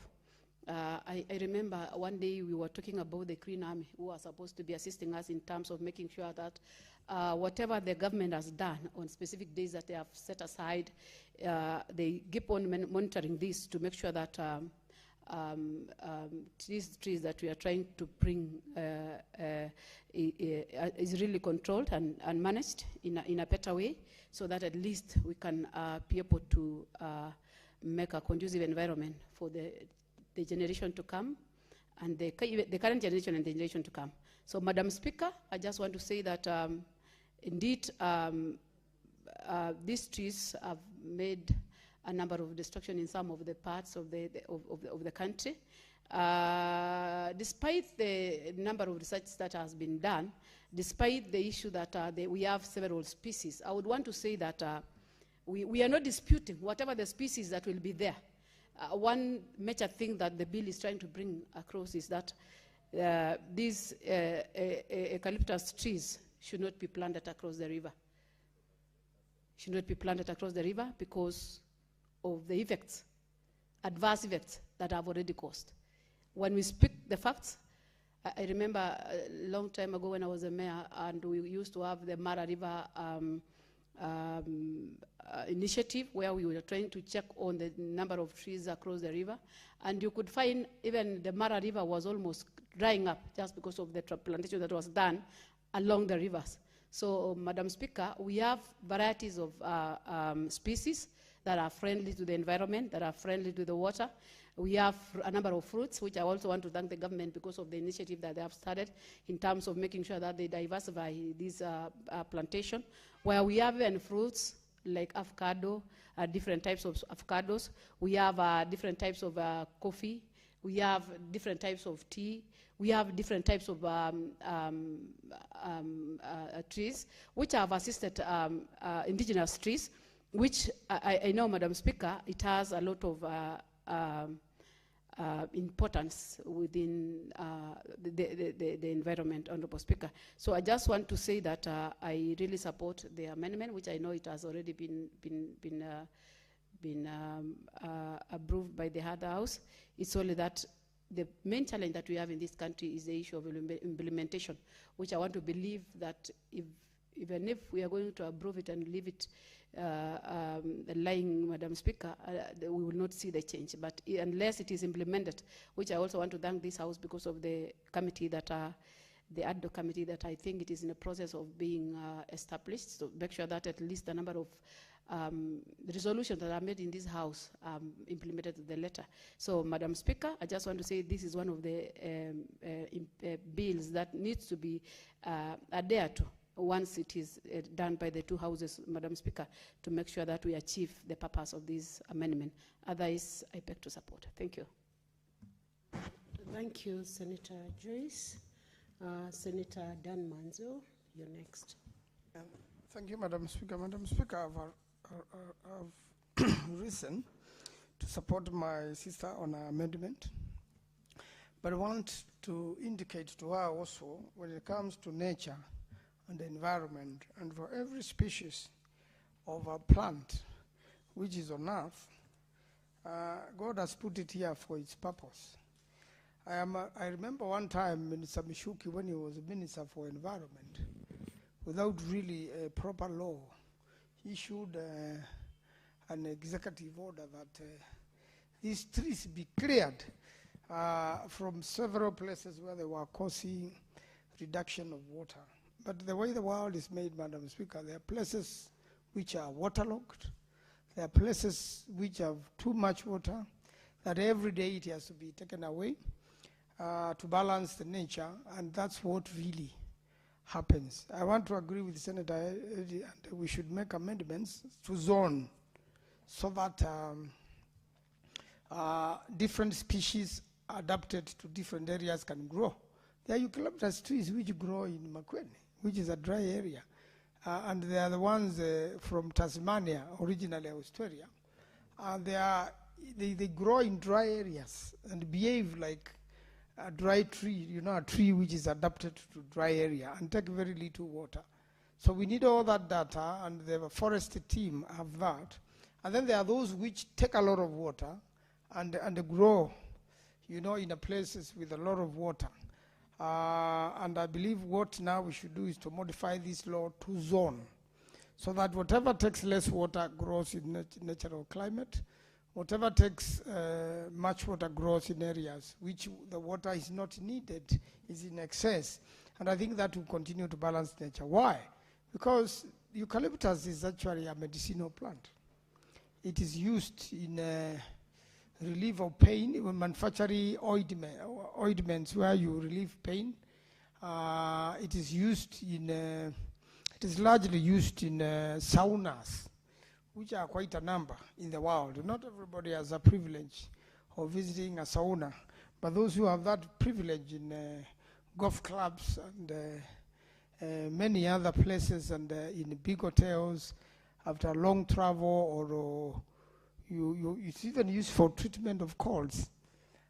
Therefore, a plant which can be useful economically, and also many people grow it for firewood. It is the main tree used to do, you know, electricity poles. And even when now they have tried to do the cement poles in an effort to conserve environment, you have found that the cement poles are very unreliable in many ways, and may not be ideal in certain places, because they also have a metal supporting them. Therefore, you know, this is a poor conductor, and therefore electricity cannot run through the poles which come from eucalyptus tree. And therefore, it has its place in nature. And I think what we should do now is to zone and get it right in the right places. And I'm encouraging Senator Sige to frequently visit saunas, and she'll get that good scent. And sometimes it's good when you are catching up a cold. It leaves your skin very nice. By the time you live there, it heals, you know, skin rashes and things like that. So I want to plead with you that you allow us to work on this bill so that we can make amendments, so that we allow zoning, so that everybody feels well, and that we don't make a law which tends to compete with nature or to compete with the original God's plan when he was building the earth, because he brought in so many species of everything. Every small thing on earth, even anything alive. That's why you have the law that do not kill. Anything which is alive at its own use is all that now when it is excessive. And they have a way of balancing each other through different chains, so that we can also leave nature at its best. So I really look forward to that moment. And the Speaker have one plea. About 5 people have contributed. This Senate has 68 senators. There be no other interested person a time like this, and many people left before she started. I wish many people had heard how she introduced this bill very well. I don't know what rule to apply for bills which have such little contribution, because I know bills which have become law after 3 senators have contributed. It comes for question to be put. That time there is quorum, without proper debate and such. It goes, you know. So I'll be pleading, because it's a matter of serious interest in this. It has an interest in every single county in this country. I think we should use that standing order and get this moved to the next city session, so that there's an opportunity for other senators to contribute. Otherwise, what I've seen in my 13 years here, and Senator Coril can testify, because we've been there for a long time, and she's been in leadership for many years, and I'm praying for her as she continues serving the country, and God gives her many years to really serve this country in many capacities. If I were to run for president, she will be my running mate, so that eventually she becomes the president. So we need this bill, you know, discussed by many more senators. I plead with you, Speaker. And any other bill where it comes, you know, she knows in the history, people used to bring bills that time. You know, the ones which ones would be sneaked quickly. And then it is debated, and the next time it is put to question, and the next time it doesn't have amendments, and next time it has become law. Of course, there are other ways you filter as you go up. But I believe if this one, because it needs a lot of scientific input and we have other experts of nature in the House, then if you can do that, then I believe it will be good. Sometimes that's why, Madam Speaker, I stay late to push so that the time comes and then, more debate carries on the next day. So if you could apply that standing order, I would really appreciate it, Madam Speaker. I thank you. I support her, but we look forward to making amendments.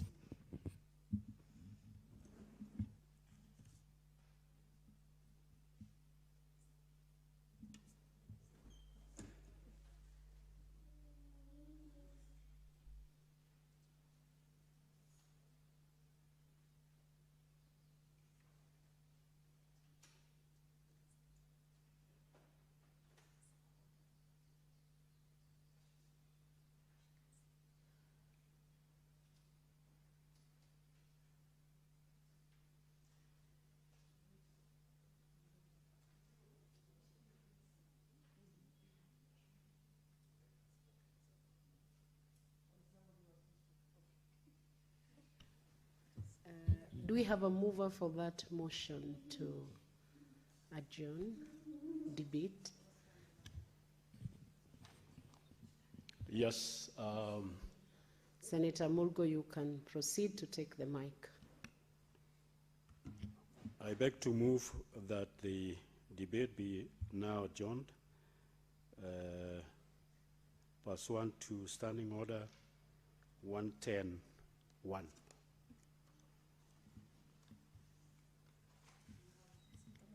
Have a seconder?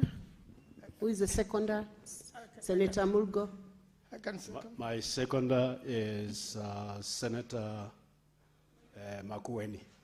Senator Manzo, you may proceed. I do. What's your point of order, Senator Christo? Thank you very much, Speaker, for giving me an opportunity. Just before Senator Manzo carries on, Speaker, I am persuaded by his debate and his request that I don't seek to finalize today. However, Speaker, if there is an opportunity that this bill or the continuation of this debate can be placed on Tuesday's order paper, Speaker, where there will be more members rather than later in the week, which is closer to us going on recess, where we may find ourselves in the exact same situation as we are now. So, Speaker, mine is just to request kindly that if we are to adjourn debate right now to allow for more more senators to speak next week, that it be put on Tuesday's order paper, where we are set to have far more delegations in the House. I thank you. Senator Christo, I think it is in order that we proceed with the moving of the motion. Then the scheduling can be organized together with the clerk's desk and the Senate Business Committee, but there is no harm in your proposal. So we proceed to have the seconder second that motion. Madam Speaker, I do second.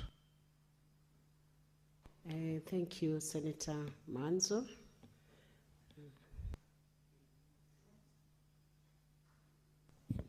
Honorable Senators, I propose the question that the debate be now adjourned pursuant to Standing Order 110.1 of the Standing Orders of this House.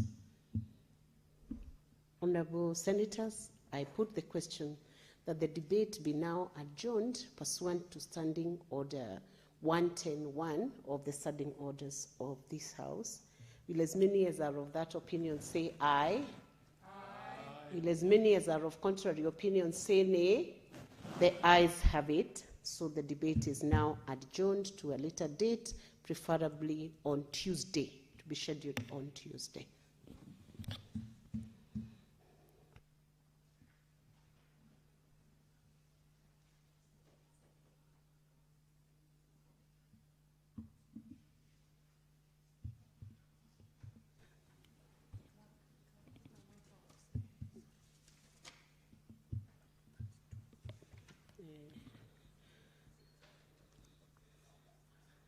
Honorable Senators, I'm looking at the order paper, and from order number 25 up to order number 32, The movers are not in the house, and so we are not able to proceed on with them, and we stand down all those orders to a later date, and there is no other business in the order paper.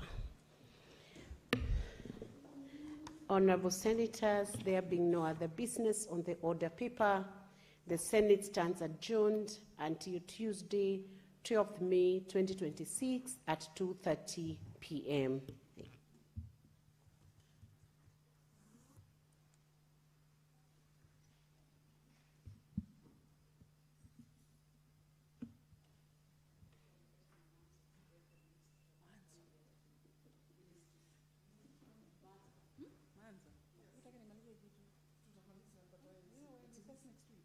Yeah, but we'll finish on Tuesday.